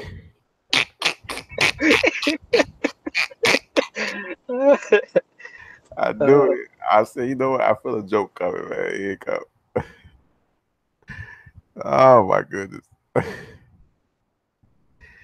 Woof. Man, you know what? Let's not get that. Okay. Um, let's move on to this next one, man. They can try Okay. they can try the 87 Chevy. All right. Box Chevy. Oh my goodness. All right. AI developer conference opens. Okay, this is the one. This is the one that was pretty cool. This guy on CGT and TV, he's going around talking about automated cars, and he pointed out some were level, I think he said level 3, level 4, or level 2, level 3. I forgot specifically which one he said. Level 3 is where we're at right now. Level 4 and level 5 is where they want to get to. Okay, cool. So he was talking about level 3. Level 3 is basically a regular car that's outfitted with more cameras on it, more sensors to make it an automated car. Is that right? I think that's level 4. Okay, level 4. Level 3 is just regular cars on the road right now. No, it goes level 1, level 2, level 3, level 4, level 5. So level 3 is right now where you have, I don't know if you've seen like the new Nissan Rogue commercial that it has lane assistance. It can kind of guide the car through, through traffic. And then you have the Teslas that are like almost at level 4, where you can take your hands off the steering wheel and the car will drive itself as long as there's no interruptions. Now is the backup, the automatic, what's it called, the where the car parks itself, that's level 3. No, that's like level 4. If it can park itself or it can drive itself, that's like level 4. Okay, all right. No, the one you're thinking about is park assist, right? Yeah, park assist. Yes, park assist. No, not park assist, but the parallel parking portion. So park assist would just have the sensors on the back to tell you that you're getting close, or that you're the proximity sensors. But the level 4 aspect of it is that it actually parks itself. It pulls up into a you get out the car and it would actually drive itself. Okay. Yeah, I was thinking about the one you see the commercials where it's backing up into a parking space and turning the wheel and all that itself. That's what I was thinking. Right, that's like level 4 technology, and then the level 5 aspect would be you get out the car and the car would just drive itself into the parking space. Now Tesla has that. Go ahead, Anton. That already exists, right? The one where, well, I've seen it where the person's in a car, and then they're not touching the steering wheel, and it's doing a parallel park for them. That already exists, right? Yeah, that's what I was talking about. That's level 4. But because you're still in the car. You still need to be in the car. But the BMWs, the Mercedes, Teslas can actually parallel park themselves. Now Tesla has the one where you saw a video. Guy was coming out the he was just showing off. He was coming out the hotel in the front, and um, he called for his car. The car turned on and rolled up and to meet him. That's level. It's still level 4. That's level 5. Oh, okay. Well, level 5. Now he was talking about the level 3, 4s, and 5s in this one. All the cars he went to, he really couldn't go into. But there, toward the end, he showed. Let me get the video. Okay, here we go. He showed like level 5 stuff. This big cartoonish transportation bus right here. It doesn't have a steering wheel. It doesn't have a place for drivers to sit in. It goes around town picking up people and dropping people off. You just get in it, and it's like uh, just get in and you go for the ride. There's no steering wheel. There's no um, driver's seat or nothing. You just get in and just go for the ride. As you can see, let me pause it right there. As you can see, it's just benches, seats in there. That's it. So let me correct my last statement. So level 5 means that there's no steering wheel. Level 4 means that there's still a steering wheel. But the aspect of the technology is basically at level 5 with a steering wheel. So that's where the confusion is. So level 5 means that there's no steering wheel. That there's basically like with that little bus right there. That's almost level 5 technology. Okay. It's not going fast, but it's artificially driven. Man, that's super cool right there. That's futuristic right now. It's already been deployed in the United States. It's done. It's in University of Michigan. I Oh, think they've been talking about doing it in Boston for University of Massachusetts, Boston, replacing And the shuttle buses. and is that level 5 you're talking about, or 4? That bus is level 5. It doesn't have a steering wheel. Damn, it's already here. Yeah, it's Yeah, been that's here. crazy. It's been here for quite some time. mm. And imagine uh, public transportation getting like the public transportation start to implement this slower and slower. Mm. Well, it depends. It depends on the infrastructure too. If you look at the video for University of Michigan, I think we talked about it last week. They had to kind of make out the campus, make it drivable, right? If it had potholes and all this other stuff, it wouldn't be able to Yeah. actually implement. You wouldn't be able to implement the buses in there, but you still need some form of infrastructure behind it. Speed bumps and stop signs and things of that nature. Need clear lanes and stuff like that. In most urban cities, you don't really have that as of yet. You're starting to see like the bike paths set up, on the side of the road because you have to share the road with bicycles. But the rest of the infrastructure isn't up. Stop sign, traffic lights that are sitting there for 5 minutes just to change, and um, you have traffic lights that are not working. So how does I how does see. an autonomous vehicle like this process that the traffic light is just blinking? Yeah, I see what you're saying. I see what you're saying. Now, as you can see, this is for the audience. This is what it looks like on the inside. It's just seats, and there's a door just getting in, like a bus door, getting in and out over to your left, right there. But it was he showed off some other vehicles in this segment. He said that's the only sensor they could find on it right there. It's a cartoonish looking bus, I admit. It's pretty nifty. It was these delivery machines that he talked about. How they're going to replace like human deliveries. They're going to go around town delivering things. That's pretty cool. I admit that's cool. Nice little rims on that's pretty cool right there. I forgot what he said. This one would be more for. It's two different sizes, but yeah, that's pretty cool, right? Yeah, one's for medicine, and then the other one is for like not non-medicinal needs. I think that's how he referred it to as. And speaking of medicine, hospitals been having in their hospitals like little robots delivering medicine and supplies to different departments. They've been having them in the hospitals for at least 10 years, at least because I know at the VA they have those. You know, you walk in front of it, it'll stop.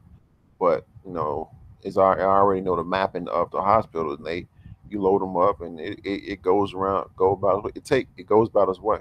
It takes a little time to get there, but you know you'll get it at some point.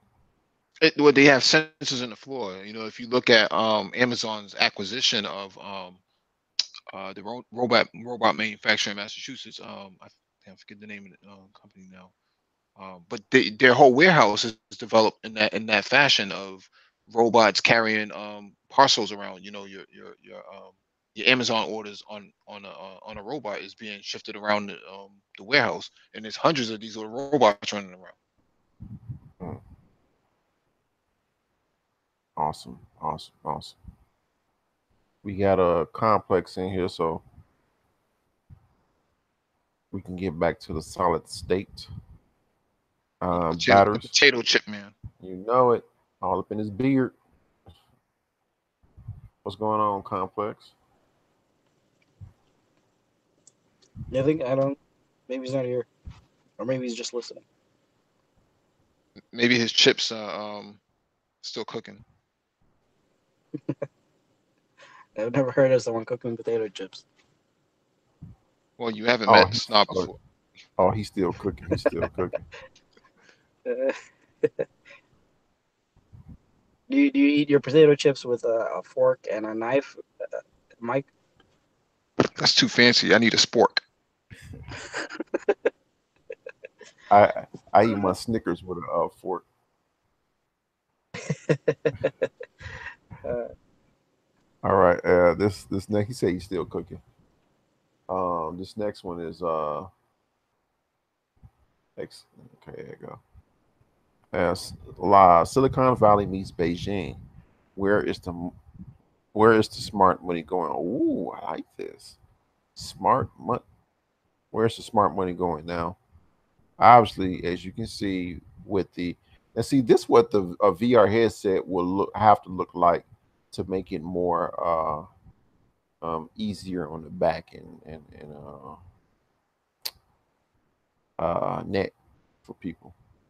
That that's where that's what it would have to like instead of that big block on the front being weighed and it's weighing down the back of your neck in your spasm. But that's what it have to look like. So she's interviewing a little robot here. It kind of look like that. It looked worse than that. Waymo, not the Waymo. What's that robot we discussed? I forgot the name of it.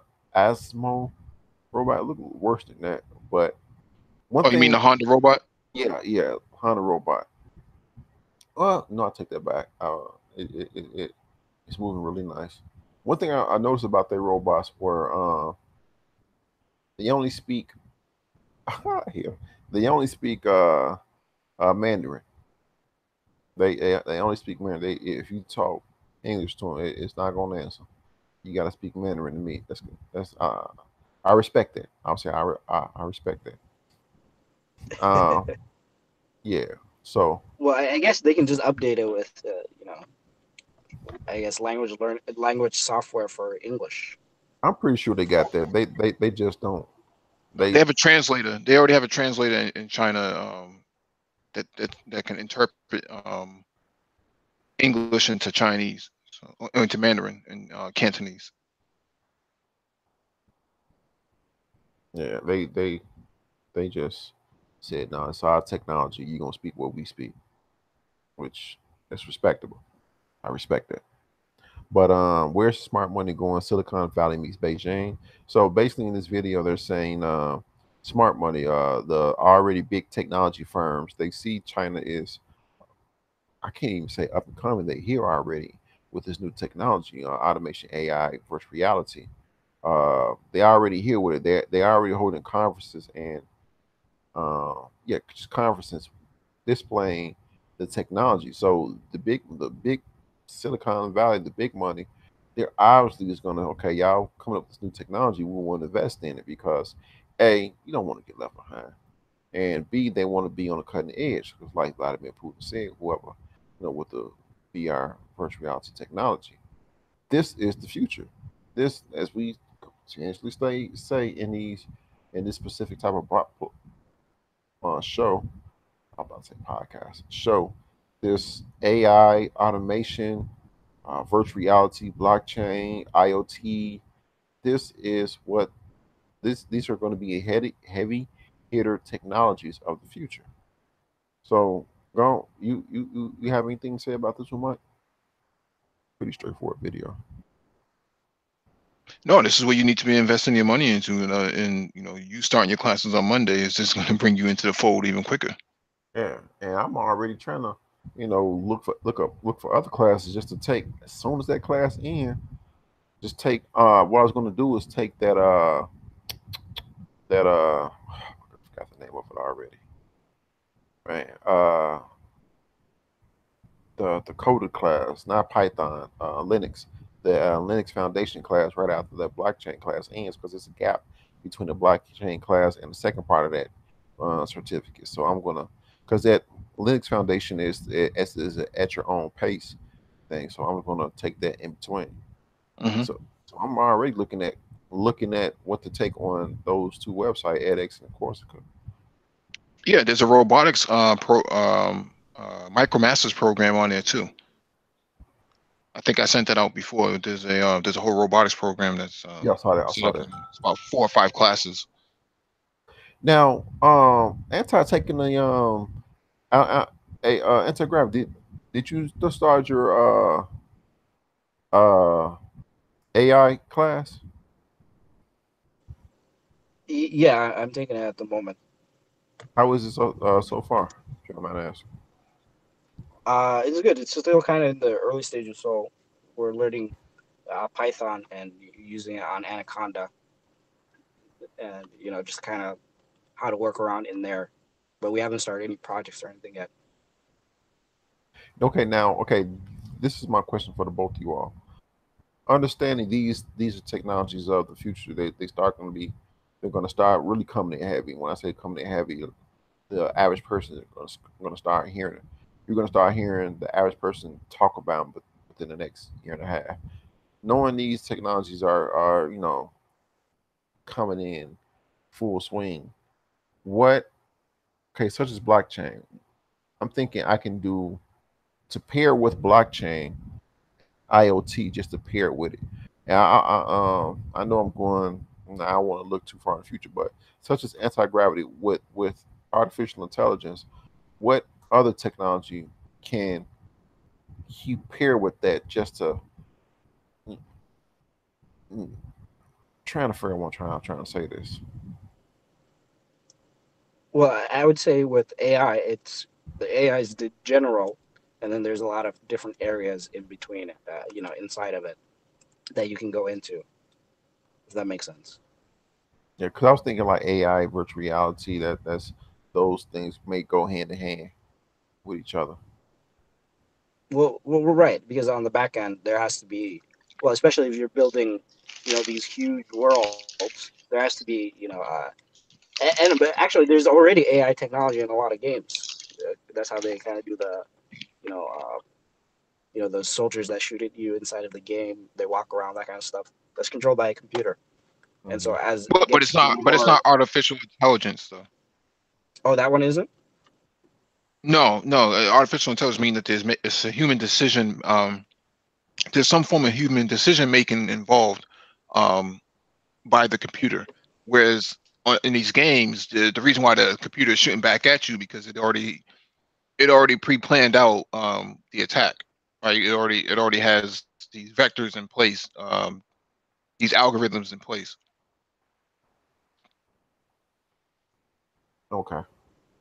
So what he was just saying is more algorithmic than making a decision based on what's going on. Right. In order for it to be considered artificial intelligence, it means it has to mimic exactly what a human being is going to do. Okay. Okay. I see what you're saying. Now, To answer your question, I think we need to understand what exactly is blockchain, artificial intelligence, VR, which is virtual reality. So a blockchain would be the medium well, not be the medium, but the infrastructure aspect of um, where your technology is going to reside um, for transportation purposes. We call it a transport layer. mhm, And then you start talking about artificial intelligence. Now you're talking about creating a or artificial human resource to actually drive the technology too. And then three, you're if you're saying virtual reality, then what you're then saying is you're creating an application layer.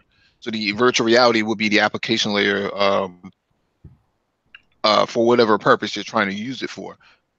I'm not sure where you would use VR for that matter, in conjunction with blockchain and artificial intelligence, but artificial intelligence and blockchain go together at this point.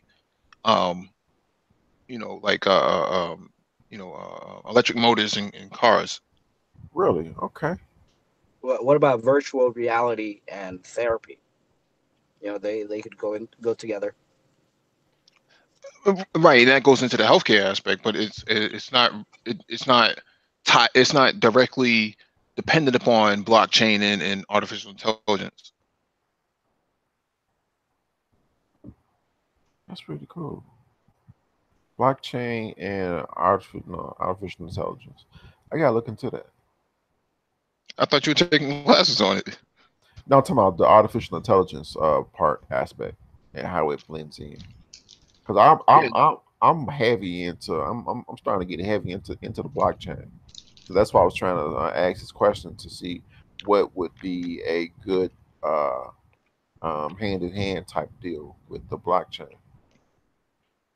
right. In order to really understand the coding of it, you would have to understand Python, um, or any of these intro programming classes on EDX.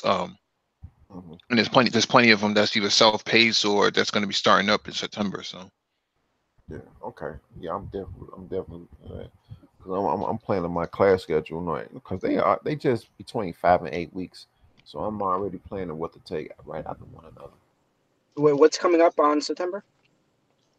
that's when you start seeing your intro to programming classes on EDX. So there's Oh, self-paced, and then you have the enrollment of the new classes for like August, September.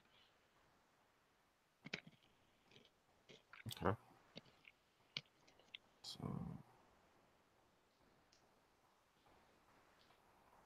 I think Complex is still cooking because we about to. And chip's gonna be crispy. I know, right? We about to segue into space. So I don't know if you want to touch on the batteries before we do our segue into space. Space portion for the night. So I guess we can always come back, or just use that as a way to, space. All right, this is from Engadget.com from July the 4th. A beginner's guide to space tourism. What to expect when you're planning to go into orbit. All right. The era of space tourism is nearly upon us with Blue Origin, SpaceX, and Virgin Galactic each vying to be the first company to ferry clients on once in a lifetime treks up to the edge of space and back. While SpaceX is the clear front runner when it comes to cargo and satellite launches, Blue Origin is leading the pack in terms of putting actual people into actual orbit. The Jeff Bezos founded spaceflight firm recently announced it will begin selling tickets for its trips up to the Kármán line at the very edge of the Earth's atmosphere, some 62 miles above the planet's surface. But how will these trips actually work, and what, if any, effects might they have on the human body? Flights aboard the Blue Origin New Shepard spacecraft will only last around 11 minutes total, but are expected to provide the six passengers a full tour, a full 4 hour, a full 4 minutes of weightless this before the capsule returns to Earth. These passengers will be seated around a solid fueled abort motor centered in the circular structure like a cylindrical coffee table, as you can see in the picture right there.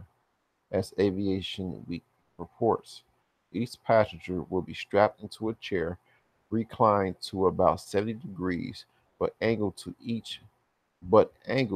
each face a window so that they'll be able to afford an unimpeded view of the sky around them.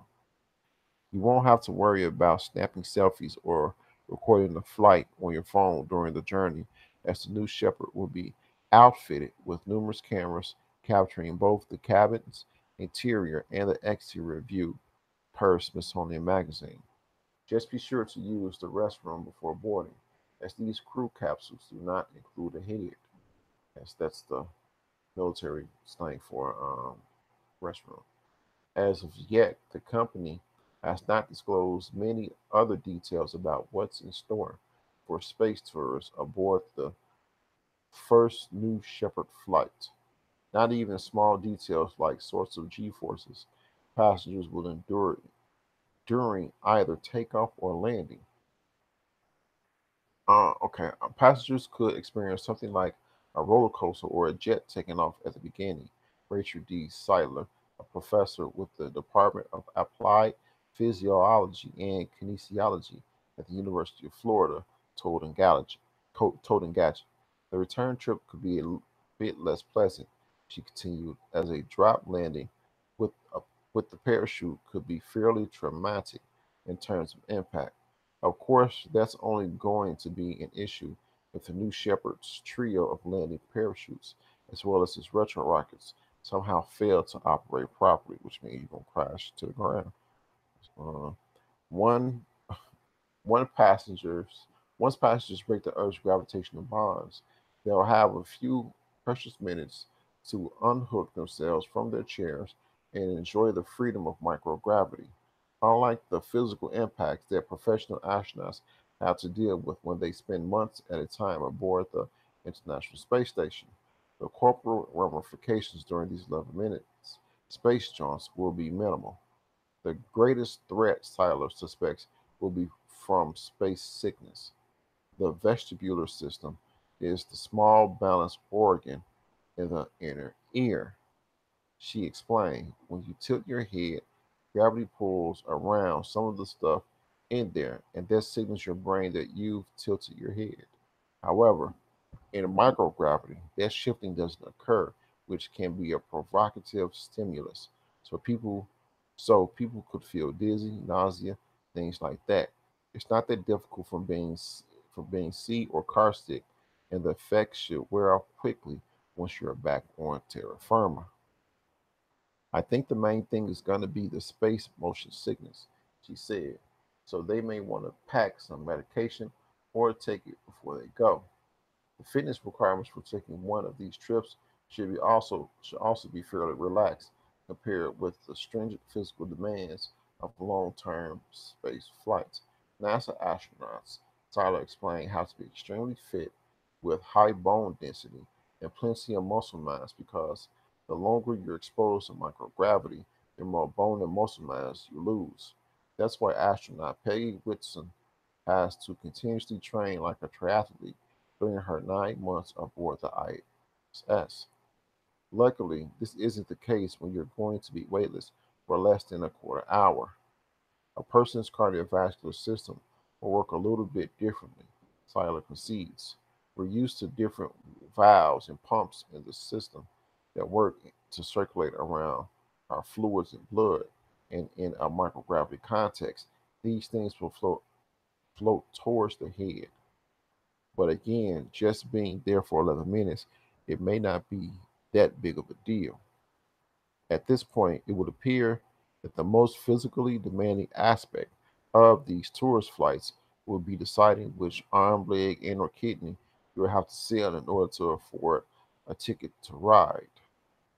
Blue Origins has not yet announced pricing for its trips, but if the $250,000 quarter of a million price tag that Virgin Galaxy has attached to its orbit rise is any indication, you may have to dip into the kids' college funds in order to pursue your dreams of hop travel space or short hop space travel. All right, who wants first dibs on this? Well, his name is anti-gravity for a reason. So Go ahead, anti to the sundial. Right. I know all about the zero G's, man. I'm telling you. But no, it was interesting. That I thought Virgin was going to be the only one, in this game, but it looks like other companies have already started, coming out of the woodwork with this. Yeah, such as Blue Origin and Tesla. Right. I think the biggest problem is just going to be that a lot of people, a lot of these richer people, they're not going to be fit enough to go into orbit there, unless they pay for, I don't know, like maybe like 6 months to a year of training before they can even get on any of these shuttles up to space. Hey, if you want it, that's what you're gonna do.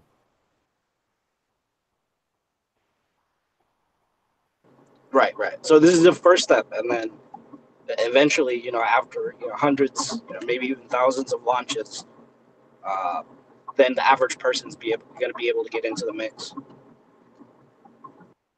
Yeah, once the price come down, yeah.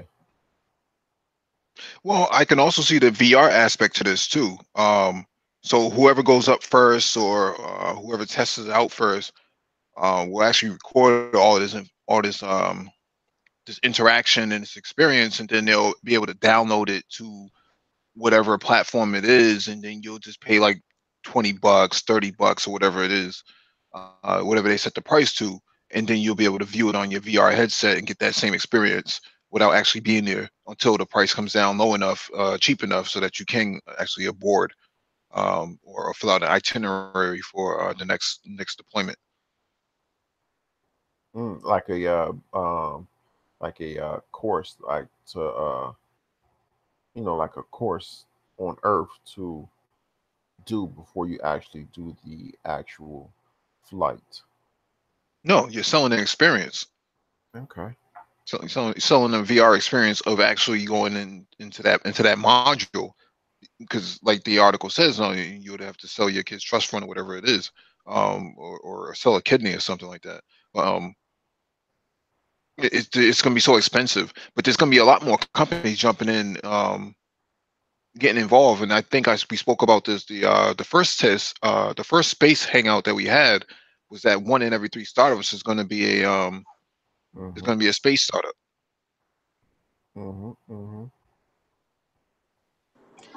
This is just a little bit unrelated, but you guys heard, Donald Trump, you wanted to create a sixth branch of the military called the Space Force. Yeah. Do you think that's going to happen?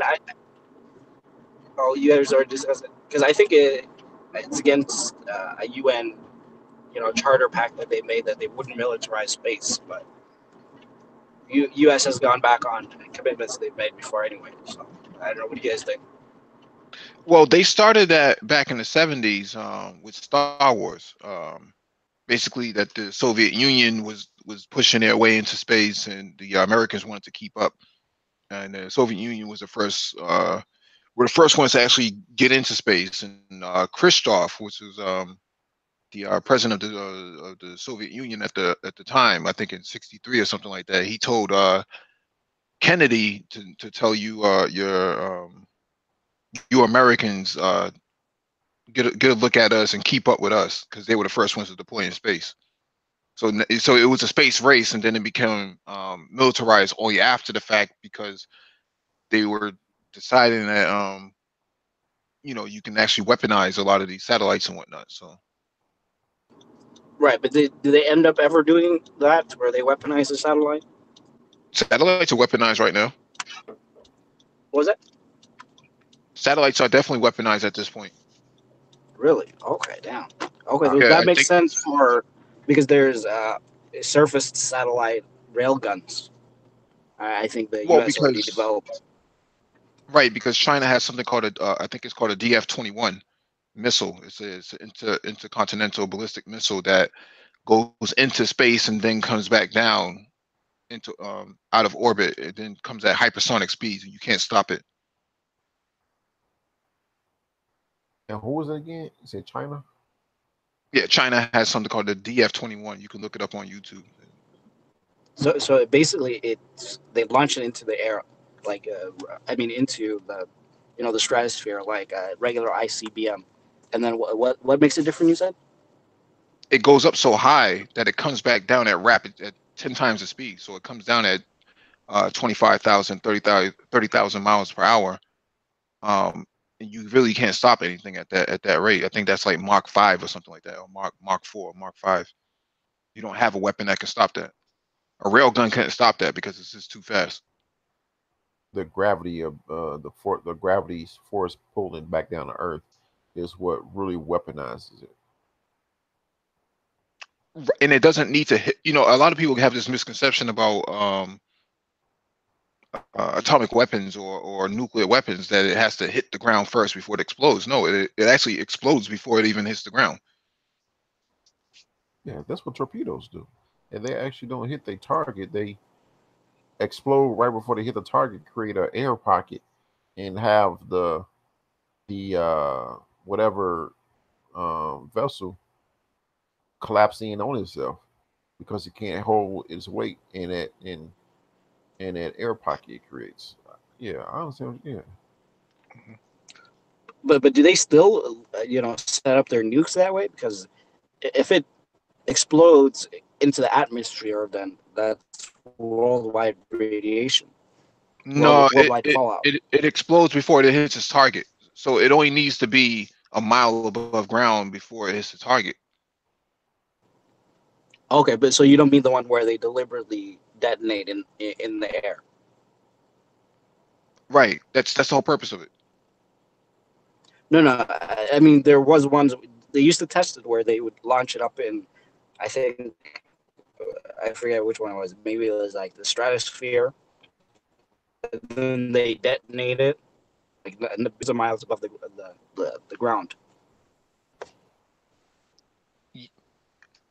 Broke up a Yes. little bit.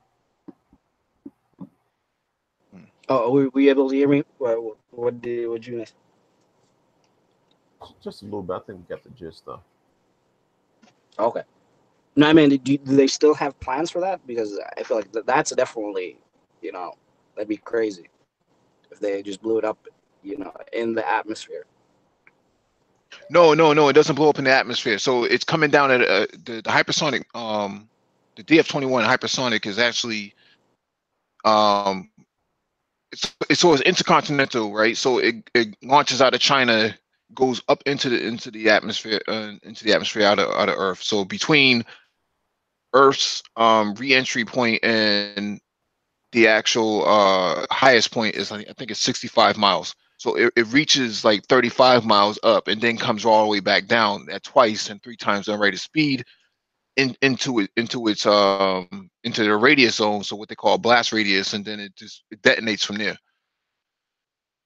It doesn't necessarily need to hit the target per se. The blast from the force to do the damage. Right, you can't shoot it down. You can't shoot it down at that point. The force from the blast will do the damage. I say that backwards. Like I got a pretty good explanation of that. The when jets do break the sound barrier, if it's any glass, like within a couple block radius, if it's any glass around, all the glass is gonna break, depending on how thick the glass is, of course. And the jet didn't have to really hit its target to create a wider damage area. So by them exploding right above the target, they're able to create a wider damage area. That's what you were saying. Lionel, you can actually pull up the video if you have the chance, just so we can just type in DF-21 missile.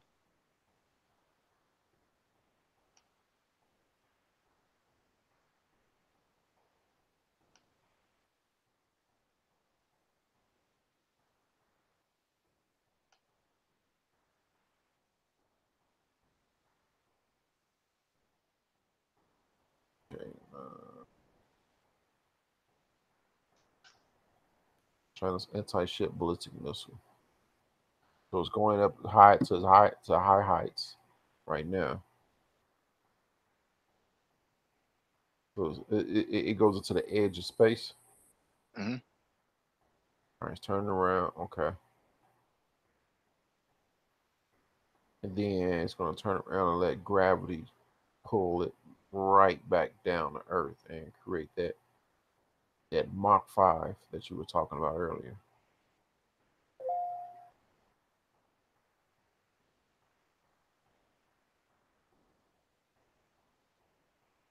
Okay, there go the ship.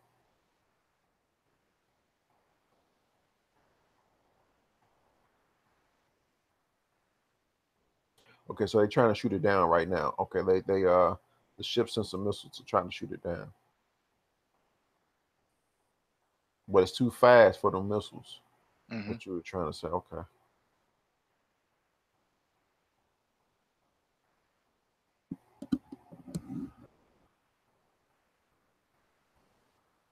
let's turn around and go back toward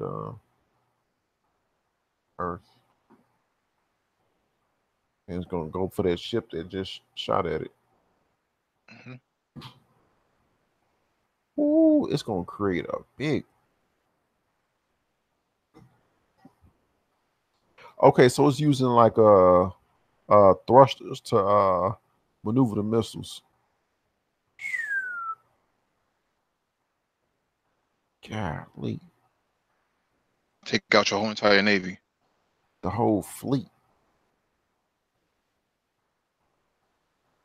Now, as a counter to this, the Americans came up with something called the THAAD. You know, the terminal high velocity anti-air defense system. High terminal high. Say Terminal it. THAAD. THAAD. Terminal high velocity air anti-defense anti-air defense system. Okay. To try to shoot that down. Right.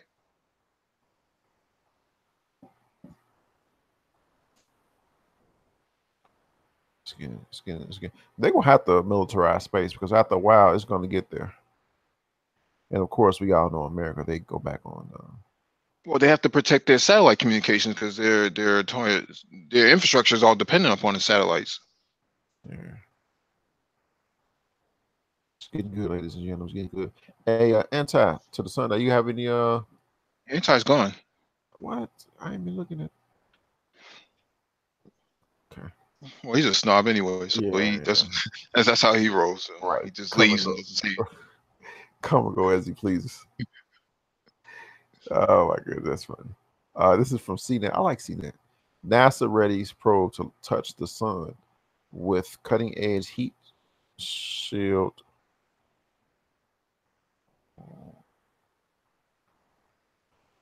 With cutting edge heat shield.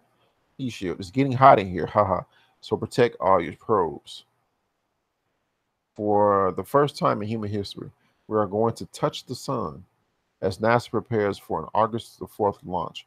It has unveiled a cutting edge heat shield installed on June 27th that will keep the spacecraft from being burnt to a crisp. The probe's mission will take it within 4 million miles of the sun, a region of space never before visited by a human made spacecraft.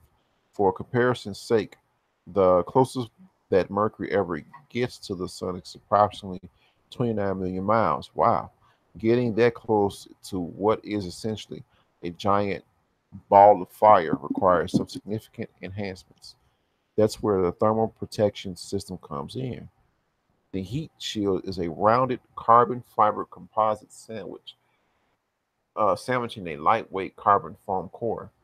It is also sprayed with a specially formulated white coating to reflect as much of the sun's energy away from the spacecraft as possible.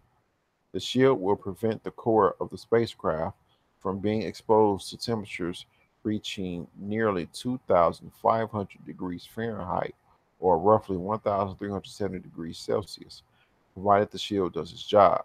NASA believes the instrument will be kept at a relatively comfortable temperature of about 85 degrees Fahrenheit. That's cool. Okay. So in front of the shield, fiery hellscape. Behind the shield, serene summer afternoon. This is the first time in months that the thermal protection system has been attached to the probe after testing back and falls without. Let me read that again. Sound like I did sound right. This is the first time in months that the thermal protection system has been attached to the probe after testing back in fall 2017.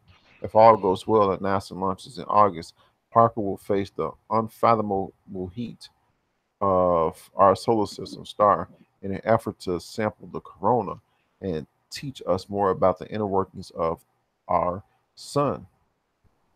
That's it. Now, what I know about the sun, it's like a continuous thermal, not thermal, like a continuous nuclear reactor. That's just what I've heard. What I read about in astronomy. Is what I read about it. It's a continuous nuclear reactor, which it continues to propels itself, or continuously operates itself. And I know the sun's surface reaches halified temperatures, but what more? 85 degrees? Wow. What more can you tell us about this? Yeah, you asking me? Yeah, yeah, anti. Or Yeah, Antar's not here. yeah, I'm asking you. Right. I just find that interesting that they would actually go for something like this, because it seems to me that there's nothing you can actually report back other than how hot it is, and it's something like 3,000 degrees, 5,000 degrees. Uh, How much more information do you really need? But it's NASA, so they're always looking for a challenge. I personally don't. I personally wouldn't invest my money into something like that, but you don't really need to do a whole lot of research to tell that the sun is hot. So you wouldn't want to know how it theoretically we know. Again, theoretically we know how it works. Mhm. You wouldn't want to know like for sure. Okay, say okay, we know how it works. Let's get close enough to really know a how it is. B if it's some type of uh, liquid or substance we can discover that can help humanity travel. Something to that effect. Yeah, but there has to be a better way of going about it, right? Because you lose a probe. That's the only thing I can imagine, is that you're going to lose the probe. Which one launch an asteroid in it? Excuse me? I said, which one do launch an asteroid in it? No, no, no, no. What I'm saying is, we don't. I mean, they're saying that it's basically heat shielded, but how everything that gets close to the sun seems to burn anyways. Hmm. So how accurate is it that you can say that this heat shield is going to actually be able to sustain that sort of threshold of 5,000 degrees Celsius, or whatever it is? So okay, let's say it does, and okay, you of course you lose the probe, but what if it does and it's able to get 2,000 or 2 million miles? This is a long time. That's a hot ass. 2 million miles closer than was previously thought. Wouldn't that tell NASA something like, wow, we were able to get closer than we actually thought? Maybe what we came up with is some type of good. Is good. You understand what I'm trying to say? Right, they're trying to test their theory about the distance. I get it.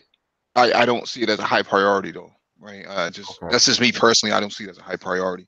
I just think it's a very it's a large gamble compared to other things that they can be doing. Now on the flip Be- side of that, go ahead.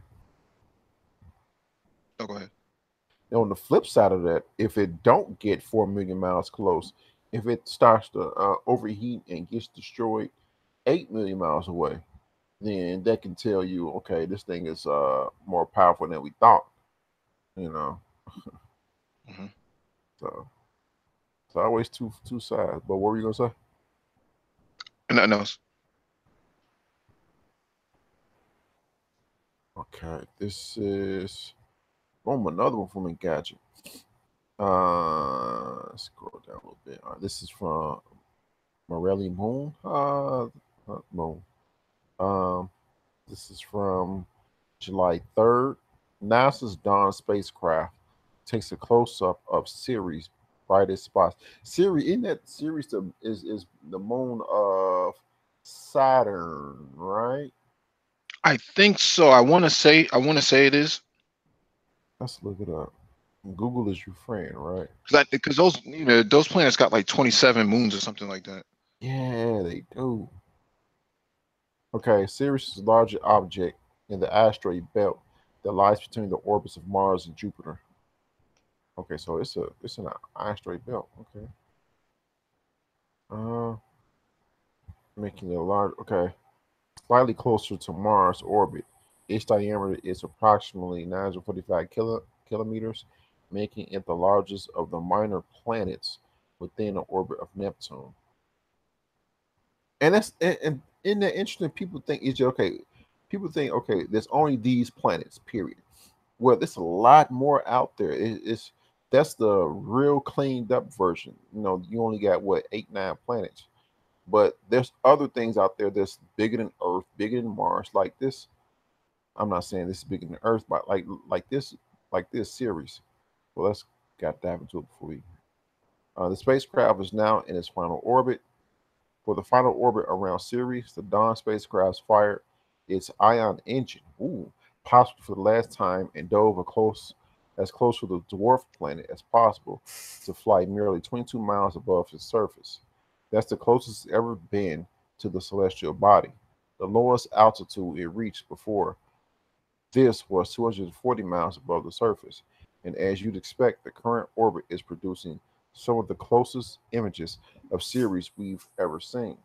Some of those photos are close ups of the infamous Okator crater, the site of the dwarf planet's most infamous bright spot. Thanks to previous results from the Dawn's visible and infrared mapping spectrometer, NASA already knows that the bright spot on Ceres' surface are made of sodium carbonate. The photos, however, will help the scientists figure out the origin of its brightest one, which is right in the center of the crater. They could also determine if the carbonites found on Ceres came from a shallow subsurface reservoir of water rich in minerals or from a deeper source of water that move upwards and seep through cracks. In addition, the photos might also shed light on the materials found on the dwarf planet's surface, giving us more information about its composition. You can see all the photos the Dawn spacecraft already sent back on its official website, but make sure to check back every once in a while to see what else it beams back to its ground team. This orbit is the beginning of the end for Dawn, which was launched in 2007 and arrived at Ceres in 2015. It's bound to run out of fuel later this year and will remain in orbit around the dwarf planet for at least 50 years. That's cool. So it'll be like a moon to this little dwarf planet.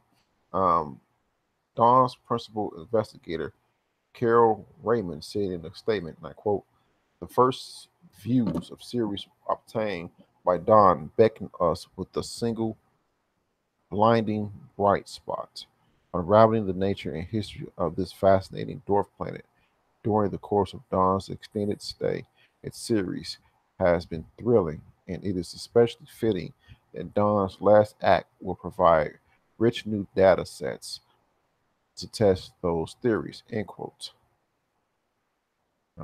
That that's man. So they're saying these bright star spots are sodium carbonate, which I really don't know what sodium carbonate is. I'm gonna look it up, but they could potentially s- tell if it was created by any type of water sources. Oh, it's just gonna ready to say that I think sodium carbonate is has something to do with liquid. Okay, sodium carbonate or Na2CO2 is the water-soluble sodium salt of carbonic acid. It most commonly occurs as a crystalline dehydrate, which readily fluoresces to form white powder, the monohydrate. Okay, maybe you could break that down. Okay, so this is a dwarf planet that flies in between. It says say Neptune and Mars. I forgot what I was it, but this is a dwarf planet series. Okay, it's pretty cool. And imagine as it gets captured in this dwarf planet's uh, gravity, when it runs out of fuel, it'll be able to still send back photos for 50 years. Mm-hmm. Hmm. Imagine, man, I imagine, because I'm just gonna say it. They probably not showing all the photos on the website. They probably censoring it, but imagine the photos you will get back from this thing. The photos you see. I mean, it's like that to me is amazing. I always envision that NASA is a little bit more transparent than other federal agencies. I mean, obviously they're nothing like the DEA and the ATF, but um, they don't really have a whole lot to hide on this sort of content today, right? Because you have other competing space agencies that can challenge your theory. If you say, well, did we found sodium carbonate here? Well, you have the European Space Agency, you have the Russian Space Agency, um, uh, and you have other independent bodies that can actually verify some of this research. So I don't think that they're hiding too much from us that would be necessary for us to form an opinion. Hmm. Yo, what's going on, everyone? What's going What's on? going on, brother? I just finished eating my Walmart potato chip casserole. Potato chip casserole. I'm trying to, Yeah, I'm just listening. he, And, he remember but, he was gonna make tuna this weekend, so tuna casserole this weekend. potato chips instead. We had a point on the document about the solid state batteries. Yeah, I heard Mike's still. Yeah, I heard. Well, I wanted in on that, You're but breaking up a little bit. I'm sorry. I said I did want to chime in on it, but Go no, ahead. No. I think what we should do is we should go through all the space stuff first and just finish that, and yeah, then we'll return back to that. yeah. All right, let's head it out then. Let me share my screen. All right. Sure. Going good. All right, this is from space.com. Something excuse me. Something big crashed into Uranus and changed it forever. It turns out that Uranus is so weird because of a massive collision billions of years ago.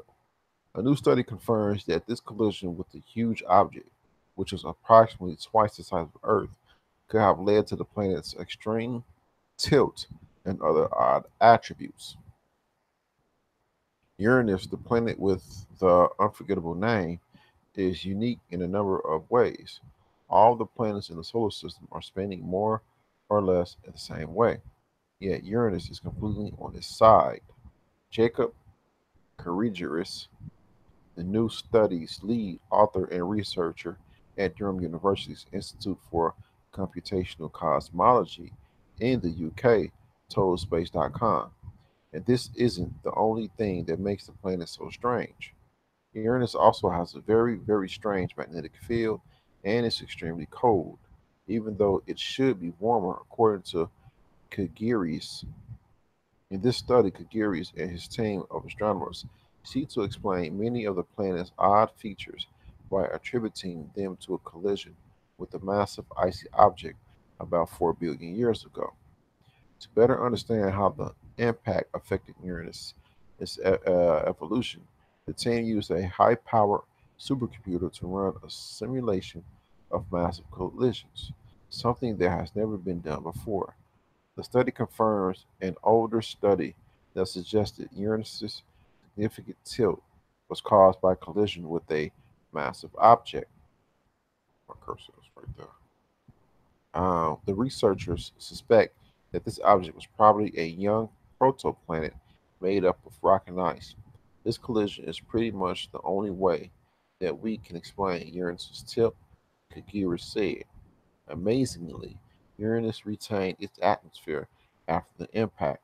The researchers think that this is because the object only grazed the planet, hitting it hard enough to change its tilt, but not enough to affect its atmosphere, according to a statement from Durham University. It's likely that this type of event isn't uncommon in the universe. All the evidence points to a giant impact being frequent during planet formation. And with this kind of research, we are now gaining more insight into their effect on potentially habitable exoplanets. Louis Teodoro, study co-author and researcher at the Bayer NASA Ames Research Center, said in the statement. But this enormous object crashing into Uranus did more than just knock into a new tilt. According to the research, when the object hit Uranus, some of the debris from the impact may have formed a thin shell that continues to trap heat coming up from the planet's core. This could at least partially explain why Uranus's outer atmosphere is extremely cold. According to Kigiris, this collision could also explain two other oddities according to about the tilted planet. First, it could explain how and why some of Uranus's moons formed. The researchers think that the impact could have knocked rock and ice into the young planet's orbit, debris that later became some of Uranus's 27 moons. Additionally, they think that the collision could have altered the rotation of any moons that already existed at the time. Last year, a separate study also explored this aspect of the collision. The researchers also suggest that the collision could have created molten ice and lumps of rock inside the planet, which tilted its magnetic field, according to the statement. Following this study, researchers hope to study this collision with even higher resolution simulations to better understand Uranus's evolution, according to Kigiris. He also noted that the team aims to study Uranus chemistry and the different ways that an impact like this could have affected its atmosphere. All right.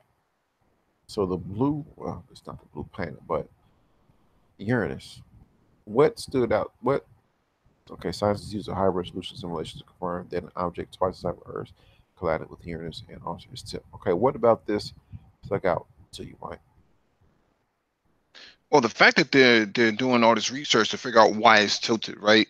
And the assumption is that another planet or a larger moon planetoid may have knocked it on its off its axis, and turned it sideways. But my question is always, well, why didn't it do that to the other 9 planets or the other 8 planets, right? I mean, you have other mega-sized planets that don't have this problem. Well, doesn't that kind of follow sort of like the whole Sumerian, the Sumerian mythology of Tiamat, right? And how you got the solar system now was because there was a meteor, or I think it was like Planet X or something, that slams into Tiamat and breaks Tiamat up, right? And so Earth is a remnant of Tiamat. The Moon is a remnant, and things of that sort. So there's sort of like these old kind of like antediluvian mythologies, the Sumerian texts being one of them, that kind of speak to some large collision happening in the heavens, right? And there kind of being a shakeup up there. So I'm curious as if a lot of this stuff speaks to a lot of this kind of like ancient history type stuff, right? If there's any correlation to it, I'm just throwing it out there for the sake of conversation. No, I mean, I think your theory and what you're saying makes sense. But I find that planet in particular to be extremely interesting. That's why I can't wait to get a big telescope like the one that Lionel was lamenting over. Yeah. Um, So gotta get. so you're questioning why they are talking about this planet? Me, no. I'm just I just find it interesting that the research that should go into this planet would determine where we may end up. You know, if we're not too careful, right? If we don't figure out Oh, which asteroids may be coming, because the right. next asteroid impact could actually do something like that to you. Okay, I I mean, see yeah, what you're saying. you may wipe out humanity, but you'll probably still have a lot of animals still existing. But at the same time, it's just the probability that something like this could happen seems high. I see what you're saying. Man, you got me want to do the same thing. Go get a telescope. Yeah. Okay. Yeah, stargazing, man. It's you know, like I said, I used to do it a lot, man. Some years back, man. I had it was a small little telescope type of thing. Where I was at, Break it up a little bit though. oh, sorry, the levels were low, so you could see a lot, you know, and I saw a lot of stuff out there, man. Oh, sorry. Yeah, we lost your whole entire last communique. Can you guys hear me now? Breaking up. Oh shoot! Hold on one second. Move, Yeah. guys. Go ahead. Y'all gotta fix that out Go in ahead. Cali, man. I think that's his Wi-Fi. I don't think his antennas are pointed straight. Oh, it's rabbit ears. Okay, let's get to this next one. Saturn. Life on Saturn. New discovery sparks speculation. And according to that was a good one to how that was. Researchers say Saturn's moon may have best evidence for alien life, which I think like 300 moons. So you want to stargaze this one too? Saturn's moon, one of Saturn's moons. Yeah, absolutely. Is it Titan? Titan is the one they made their movie about, right? I always thought Titan was a part of Jupiter's moons. Okay, but these I know some of these moons per my astrology class. These moons got volcanoes and stuff on them, so they're active. They're not dead. They're not dead worlds at all. They're freaking active, man. And the size of these planets, the size of those jovial planets, are huge, which means they're the planets, not the planet, but the moons that circle around them are the size of Mars and Earth. So you can actually, if they're hospitable, that is, you can actually live on them. Per that the expanse that show the expanse, like a Ganymede, you know. And I imagine you have civilization or colonies on these moons, and you resource harvest these gas giant planets for any, send robots down there to harvest some type of gases down there to use for space travel. That's amazing. Well, and they also use those the gravitational pull of those planets, for acceleration. So that would give them an idea of using gravity as a resource to actually get from point A to point B to point C. Mm-hmm. But I would be very interested in understanding it, and this is why robotics is so important, because if you can get some form of multiple rovers or even anything like that Chinese robot that we saw in the other video, scaring all the people. Even if you get something like that to walk on that one of Saturn's moons or one of Jupiter's moons, that's huge. Yeah, you can do a lot more exploring. I mean, I understand they don't want to put um Earth-like objects on or Earth originated objects on these planetoids and these moons, because they're cautious about bringing in bacteria and things like that, Mm-hmm. onto these things. But I still think it's a important investigation that needs to be done.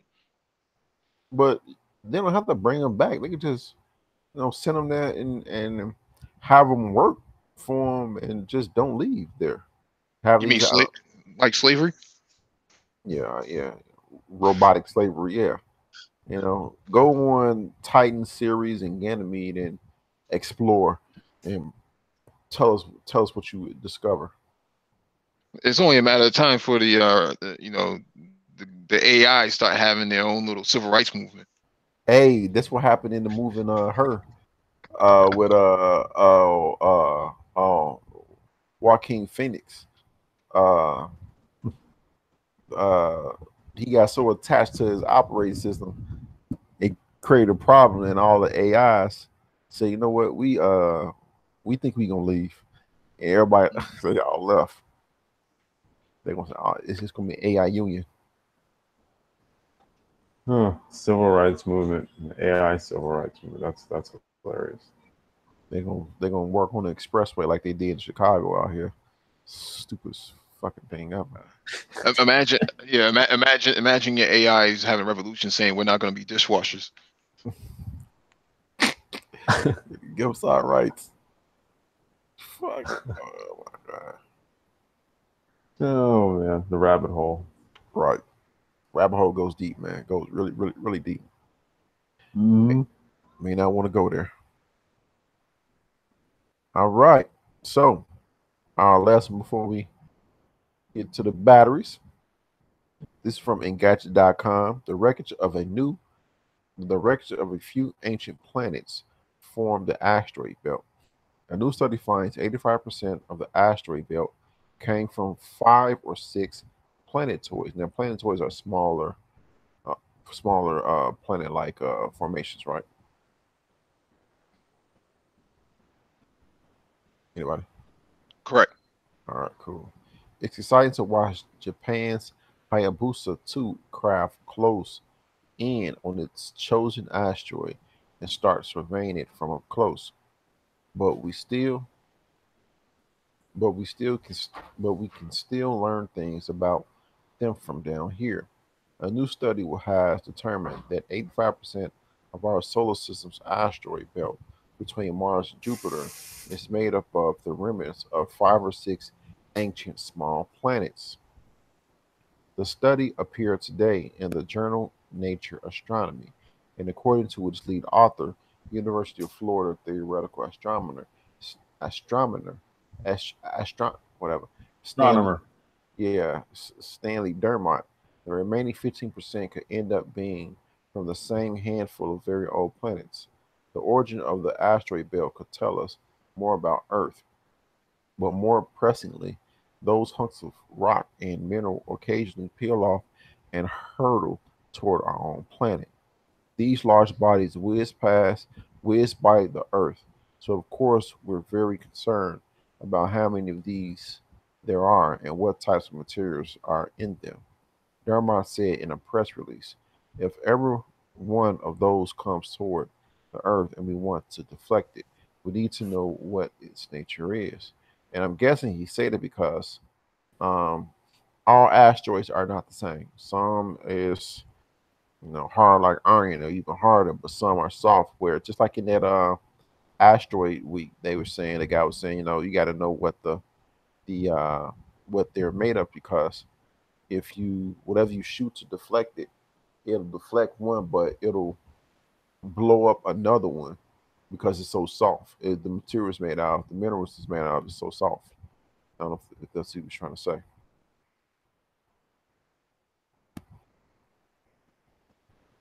Are y'all still there? Did y'all leave me? Mm-hmm. No, I was listening. Okay. Yeah, that's what I think he was trying to say in the article. Now, I was asking Mike about this, I think on the last hangout we did, about like the mass of asteroids, right? Because that one that hit Africa, was that a couple weeks ago? Mm-hmm. He said it was the size of a football of it, though. You're like, okay, I've seen football players throw a football, right? And Breaking up. Okay, wait, I'm sorry. Wait, can you hear me now? Yeah. Okay. It doesn't have that kind of impact like when a football player's throwing a football, right? So when you saw the video of the asteroid, wherever it hit, it was like a hillside or something like that in Africa. You're like, gosh, okay. You wonder, okay, it might have been the size of a football, but what was the mass? Yeah, right? it Was there some heavy. sort of exotic metal that was contained within that, or some sort of metallic element, right? Where maybe a gram of it weighs like 10 pounds or something, right? So that's it's when you're talking about the composition of asteroids and what they're composed of and all of that, I mean that to me might be largely what determines like what the potential impact of an asteroid could be if it's largely composed of say like ice stuff, right? Mm-hmm. But let's just say if it was, he said what kind of metal they get from asteroids that hit. And Breaking up. let's say you had something like that of a car, that might be catastrophic. Mm-hmm. Like a pea size. Even though it's pea size, the metal in it is so dense and hard that it'll do damage. Yeah, exactly. Right. Exactly. That all depends on where it lands, right? So if you're talking about it landing in water, that might be a different effect. So you may get a big tidal wave, right, a tsunami or something, but you may not have immediate loss of life to that effect. Mm. All right. But I made a point. The guy was saying you got to know what these asteroids are made of, because, like I mentioned in that asteroid week, the guy was saying, if you're going to start, when we start deflecting these asteroids, we can't use one method for all asteroids because they are not all made of the same material. One may be hard enough where, yeah, you can deflect it, but one may be soft enough where it'll just explode into dust or smaller parts of asteroids. Right. I was gonna say, and you sort of really got a problem. I was gonna say you might have some sort of system, right, where it beams maybe like a laser out, and the laser is like a spectrum analyzer, and it analyzes the composition of it, right? And then it'll make a determination. Okay, this thing is largely comprised of ice, and due to its size, we do need to fire something at it to help it disintegrate in the atmosphere, right? Or it might determine that, okay, due to its size and its composition, it'll just burn up. We don't have to do anything, right? And then it may be like, let's just say it's one of those asteroids that might be a little more dense, right, as far as its properties. That spectrum analyzer then comes back and gives a suggestion, says, hey, look, we may need to fire a couple of nukes off at this thing. and then there might be a whole bunch of things in that fall in between. I mean, that's kind of like something that offhand that I could think of that would be useful, something like that. I don't know if they would actually use nukes, but I could see them using a railgun, and I could see them using using their the new laser technology that they've been pity patting with. And it hasn't been largely tested out there in space either, so it could just be a whole new sort of planetary defense weapon. Mm-hmm. Well, the only reason why I mentioned nukes is because they're abundant, and there's just this inherent desire to want to fire these bitches off, right? And everybody's trying to find a reason to do so. So I guess an incoming asteroid would be a reason to, but no, it's more to your point though. Something like a railgun or land-based laser technology. I mean, or satellite based, or even satellite based, right? Just fire the shit off in the air. That's a more efficient, useful use of technology.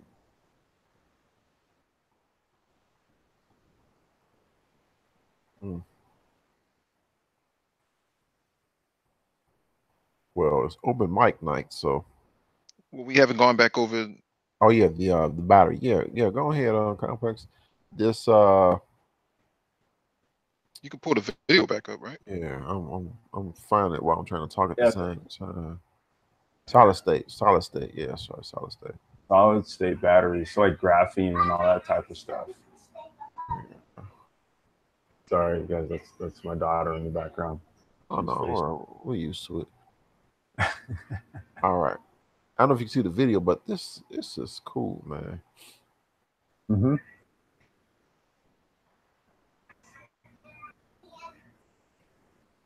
It's like a flying snake. And it's working its way.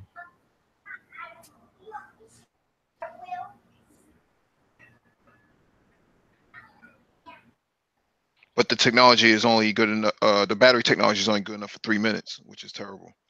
So it was using like fans to fly, or okay, like drone rotors. Okay. Right. Man, this right here. Oh yeah, this is a Korean firm, I think, who did this, or was that who did that one?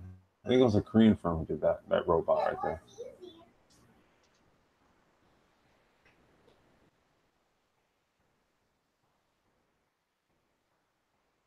Well, yeah, but in this video they're talking about solid state drives and solid state batteries, and making batteries last longer than what they are today, comparable to what they are today.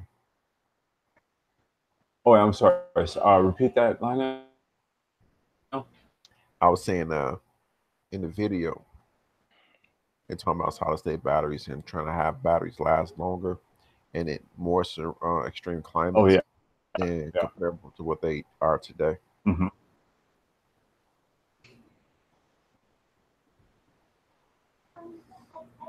I mean, so I mean, with solid state batteries, what you're essentially using is that your conductive material is basically a graphene material. So you take something and you're into its finest activated carbon, the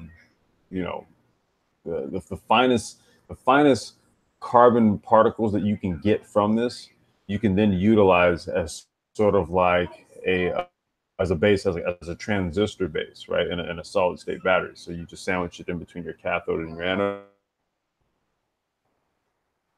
Graphene is one of the it's substances that's been created that can be utilized for battery technology. I'm trying to remember like how thin you can spread graphene, but like for 1 gram of it, it's like about $2,000, for 1 gram of it. But that 1 gram can be spread so thin, that you can make battery with this very small amount of graphene, because you can utilize a lot of it, and it can transmit a lot of electrons through that very, very, very thin layer. Now, more to the point of what we've been looking at with regards to these solid state batteries and utilizing the same type of graphene technology is hemp. Because hemp, when you render it down to a very, very, very fine carbon nanocarbon base, it has extremely similar properties to graphene, and you can render hemp at an extremely cheap price as opposed to manufacturing graphene. So yeah, it's definitely something to look at going into the future. Sure. Any points, Mark? I think what you're looking at right now on the screen is that they're talking about the process failing and causing batteries to explode. So that those little what looks like bacteria on the screen is actually the failure within the lithium process of the battery when it gets hot and then it blows up. All right.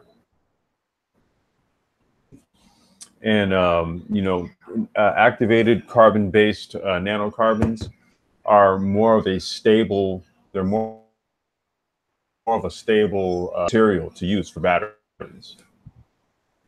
And so the notion though is that if you're going to utilize it, you may as well utilize it in a supercapacitor. So now that's really what the thought is. The thought is to use the technology that's largely being developed for solid state batteries, but to apply it actually to these very high output supercapacitor applications. So you get more power out of a smaller package.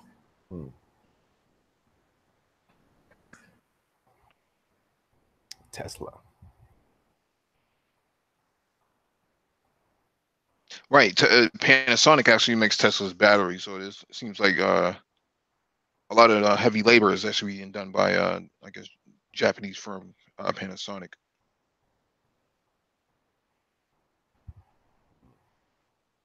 I'm learning. I'm listening. I'm learning. Dyson. I like Dyson. I like the fans. Yeah, that I guess that company Sakti is a subsidiary of Dyson. Wait, what's that? Battery development. I think you might have missed the video, but they were showing Tesla. I'm sorry, go ahead. No, they were just showing Tesla and Dyson.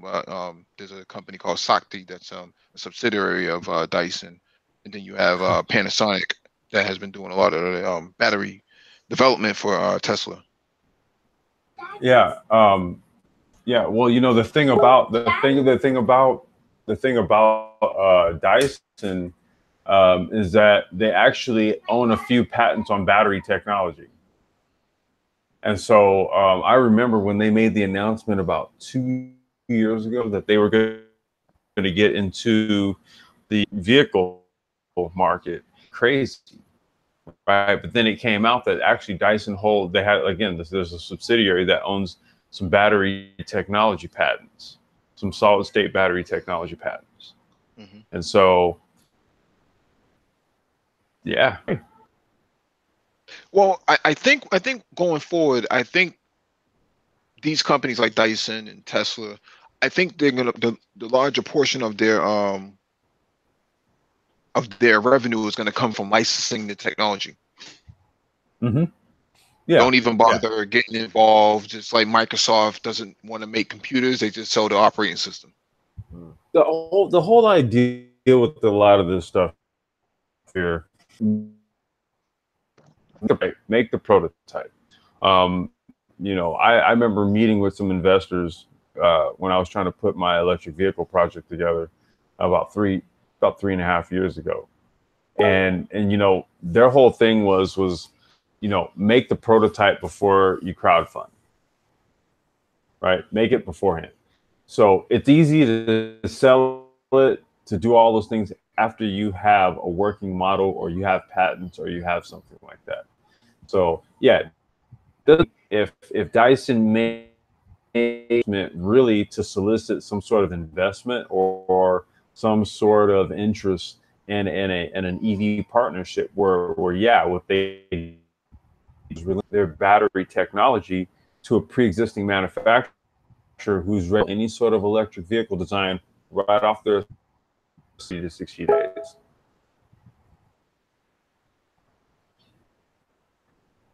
I think Ulysses broke up again. Yeah. Oh shoot! Did I really do? Damn it, man! I don't It know was what's going on. you talking to him, break up, talking and it was you only heard like 70%. Okay. All right. Well, well, also I'll condense it. The whole point I was trying to make here is that I was just following up on what Mike was saying. It makes sense that was to announce that their intentions to create an EV because they do possess a battery technology that they hold. The whole idea is to make the announcement in order to solicit. Oh, wait, there you go. Hold on. To solicit partnership or investment in creating the EV utilizing their technology. So they don't necessarily have to do it themselves. They just turn the technology over to somebody who has the capability to roll an EV off of their assembly line. Okay. Right, and use the EV that they develop as a reference model, and you just slap your brand on it. So you'll just see like dozens of brands of EV models. In the same way you see flat screen TVs, there's only like 4 manufacturers that actually make flat screen TVs coming out of China, anyways. And exactly, like your Hisense and your what's this Vizio, those are all manufactured in the same facilities, just different brand. Right. Exactly. The point. Yeah.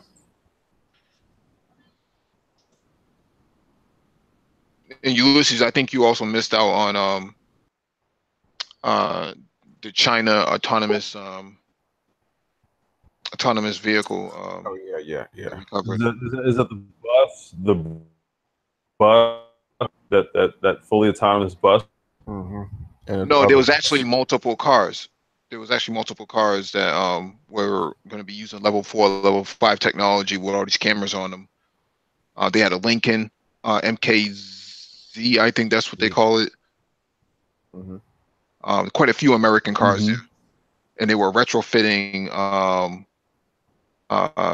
some of the autonomous driving capabilities to these cars. And similar to some of the stuff that you brought up before, with the turnkey solution, with the link that you put in before for open source, homemade self-driving setup. I posted a link for that right there. There's that this dude did where he basically just used a whatchamacallit, Comma Neo Arduino board, right? And then he used a +1 smartphone, and then what he did was he loaded Open Pilot onto the smartphone, and so you run the smartphone through the Arduino, and then you plug the Arduino into your assisted driving module on your car, right? The car that does like assisted parking and all that kind of stuff, and lane assisted driving and all that kind of stuff. And so you use Open Pilot, and utilizing Open Pilot, you can basically teach it how to use the assisted driving module in the car to just drive the car.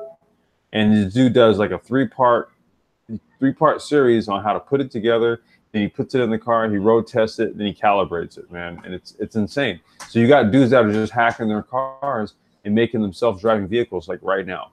And they're doing it for like $800. Right. I think the company in the video is called Baidu. BAIUDU. Baidu. Yeah, that's the company blowing those autonomous cars off. I saw on CGNT, whichever channel that is, China News. CGTN.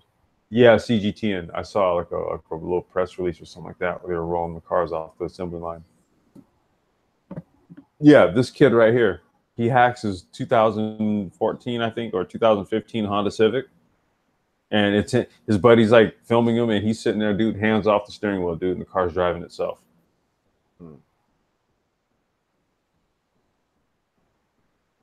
Yeah, and to your point about the lane assist, we also talked about earlier that Volkswagen has applied for a patent using blockchain technology for lane assistance. Yeah. Through vehicle-to-vehicle communication. Yeah, that's extremely interesting, man. You know, it's oftentimes, man, when you say like a blockchain application for, and then fill in the blank, you know, I think oftentimes that people, they'll kind of just be like, okay, what does that mean, right? But it's again, it's like if you kind of understand like programming or like internet language or whatever, right? It's, you know, you had like Internet 2.0 hit the scene, right? Where then all websites became dynamic, right? And everything was database driven. Okay. So think about how the functionality of websites fundamentally changed. Okay. So blockchain will be like kind of like the same thing, right? How you interact with technology will fundamentally change. It won't be, but it'll fundamentally change. And so like every time I hear about somebody creating like some sort of application for something, utilizing it, I'm always really just interested to see like kind of like the, I want to see the rollout of it. I want to see it in action. But it's always interesting that somebody's thinking of something like that. Well, you know, it was like I was telling Lionel earlier, and I keep putting emphasis behind it, that he's in the right place at the right time, taking his blockchain program. No, absolutely. Like, you know, I think it was Andreas Antonopoulos. He's like one of the foremost crypto experts, right? He's a guy I follow him on YouTube, a lot of his talks and stuff. You know, he drew the analogy that he was like, okay, look, the crypto sphere is at the same stage where the internet was, say, like in 1992, right? So if you were to have learned coding in 1992, you could have really done well for yourself in the you know in the industry, you know, as far as the web industries, right? You could have really done well for yourself if you learned coding back in 1992. So now is like the equivalent. That's just the equivalent. However, the amount of time for development is a lot shorter as it was. Like when you look at where the internet was in 1992 versus when you really started to see where all your .com millionaires came from of the millennium. Okay, but blockchain, okay, you learn it now, you can literally be making money in it in 30 to 60 days if you have the right application. Yeah, exactly. So the time frame, right, is a lot different. However, the scope is your frame of reference, right? Your viewpoint is very accurate when he says that. Like 1992, think about where the internet was. He says that's where crypto and blockchain and all that is right now. Right, and as long as Lionel keeps, you know, writing down his ideas and kind of extrapolating, you know, what he learned from, you know, this whole blockchain program, and then applying it to it, you know, you could start making your own patents too. That's what I'm saying, man. You got your hands dirty already, as far as trading. You know about nodes, and master nodes and stuff like that. So, I mean, what I would do is I would I would largely condense a lot of what you know, and when you get into the coding stuff, get into it from a position of how it fits into your current knowledge base, right? And make it a specialized skill. Right, make it a specialized skill. Oh, by the way, so this dude, he has the phone. He has the phone and the board running right now. Right, and this is at night, right? So he's open pilot's running, and see it's tracking the lane. So he's gonna. I think he's gonna take. Yeah, he takes his hands off the wheel, and the car's driving itself. And it's doing it with a smartphone, and I think like a $30 or $40 board, Common Neo, and an open source software. The software is free to do this. Right. So the second episode, I think he goes through, he calibrates the system. In the third episode, you just see the car driving itself. This is a kid.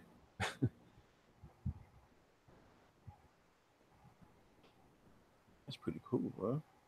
Yeah. It's a +1. Mike, you have one of those phones, right? Yeah, I have one. Yeah, it's a OnePlus 5. OnePlus 5T. OnePlus. Yeah, that's what it is. Probably one of the best phones I've ever used in my career. Really? At least everybody. I was gonna say everybody who runs the setup, man. They say you got to run a OnePlus. Oh man, this is amazing. What's the significance behind? What makes them so great? Well, I think number one. Go ahead, Mike. Go ahead. Are you referring to the phone? Yes. Oh, the phone. The build quality is top notch. It's up there with Apple.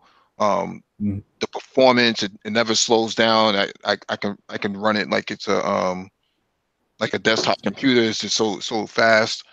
The updates, I get updates almost every first of the month, if not twice a month, compared to like Samsung phones. Samsung phone you may only get an update once every 6 months or something like that. Just the fluidity behind it, how simple the interface is. They did just like really nailed it. And you know what he ends up ultimately doing on this rig here is that he runs heat sinks and a fan on the back of that phone, because the phone has the capability to do so much. Like I said, dude, it's running the self-driving application on that car in real time. It's a smartphone that's doing this. So the capabilities of it are such that it was just ensure that the phone is sufficiently cooled. So he puts heat sinks on the back of it and then mounts a fan on it, on the back of it, and then he just runs that. But the phone does all of the real-time processing. Mm-hmm. And the phone will shut down if it does get hot like that, because it's assuming that it's probably in your pocket. Yeah, I think some of these Android devices, you can get a lot out of it if you get the right one. You can kind of leverage it to your advantage. I've also heard about crypto mining being done on these phones, getting good performance out of it, being able to crunch some pretty good numbers. Question: I know the smartwatch is going big, and I know with Apple's smartwatch, you can get it where you don't even need your phone. As long as you have a data plan, you can just go around without your phone. You just with your smartwatch. Is that the same thing with Android? Yeah, they're actually working on. Google's actually working on the Pixel Watch right now. That's supposed to be revolutionary. So we'll have to stand by and see what they do with it. But I foresee big smartphones is going away, and then people just using their watches. You got AirPods, you got the Bluetooth capability, you got storage capability, you got telephony capability. I mean, yeah, I VR. I see the real reason. Yeah, I was gonna say you got the VR and the integrated glasses as well. You know, people are gonna streamline. They're gonna reduce, their EDC, if you will, right? Their everyday carry. And if they can reduce it down to basically just like a watch and maybe some earbuds, and between the two, that carries out all of their needs. And if they want to watch video, they have like a little eyeglass little eyeglass setup or something like that. You know, I mean, yeah, I can see it. I can see just, you know, size reduction, right? It's material cost I don't. reduction. I think they'll eventually skip glasses and just go straight to hologram. Because right now Thinking, yeah. you can cast from your phone to your TV, which is what I do for YouTube. So Mhm. if you can cast to your TV right now, or use Pico projectors on your phone, because I think Samsung and I think a couple of other companies like Hitachi came out with Pico projectors for smartphones. Okay. Yeah, Yeah. yeah. You can get like a 6 foot, not a six, I think it's like 6 foot picture on a wall straight from the Okay. phone. Now I've seen some of those boxes too, where like you can set your phone inside of a box, like a projector box, Right. right? And then the projector box beams out whatever's on the phone. Hmm. You know, I've seen those type of rigs too. I got a lot of guys who do like audio visual stuff, right? Then they do like their sets for whatever their little things that they're doing, and they'll have like visual sync to audio, right? They have like a MIDI controller, and there's like this little box, and they either they have it like it's like cloud storage, or they run it off of a phone. It's USB, but they run it like right through the projector. Right? Know that they already apparatus already, like, just to actually just have the phone itself beam out something directly on the wall. I mean, hell, you're removing the projector at that point. Right. They have before HP bought Palm, they had some patents in place to actually do the whole hologram thing, Mm-hmm. which, Mm-hmm. which is what Google calls casting now. They had the ability in 2006, I think 2007, where they had the capabilities of actually of casting a hologram. And then HP bought them, I think, just based off of that alone, and then they squashed them altogether. Um, I'm pretty sure HP is still holding on to the patents. I would imagine. Yeah, I mean, go ahead, Lano. I found a video of that bus. Let's see here. Oh, the bus. Yeah, that cartoonish bus. Let me share my screen. Oh, the Baidu. Yes. Mm-hmm.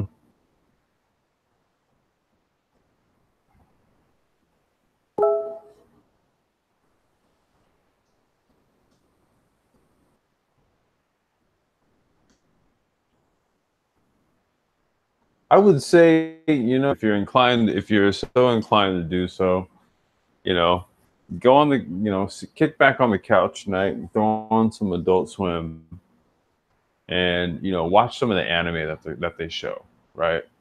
Because a lot of the stuff you see in anime now, dude, that's like near future type stuff now. Like, this is how close we are. It's so not out of like the realm of in your lifetime. We're literally talking the next like couple years. Mm-hmm. Where you see it commonplace rolled out. Like, it'll be in a couple years, the buses that you get on will either be electric or they'll be electric and autonomous, one or the other.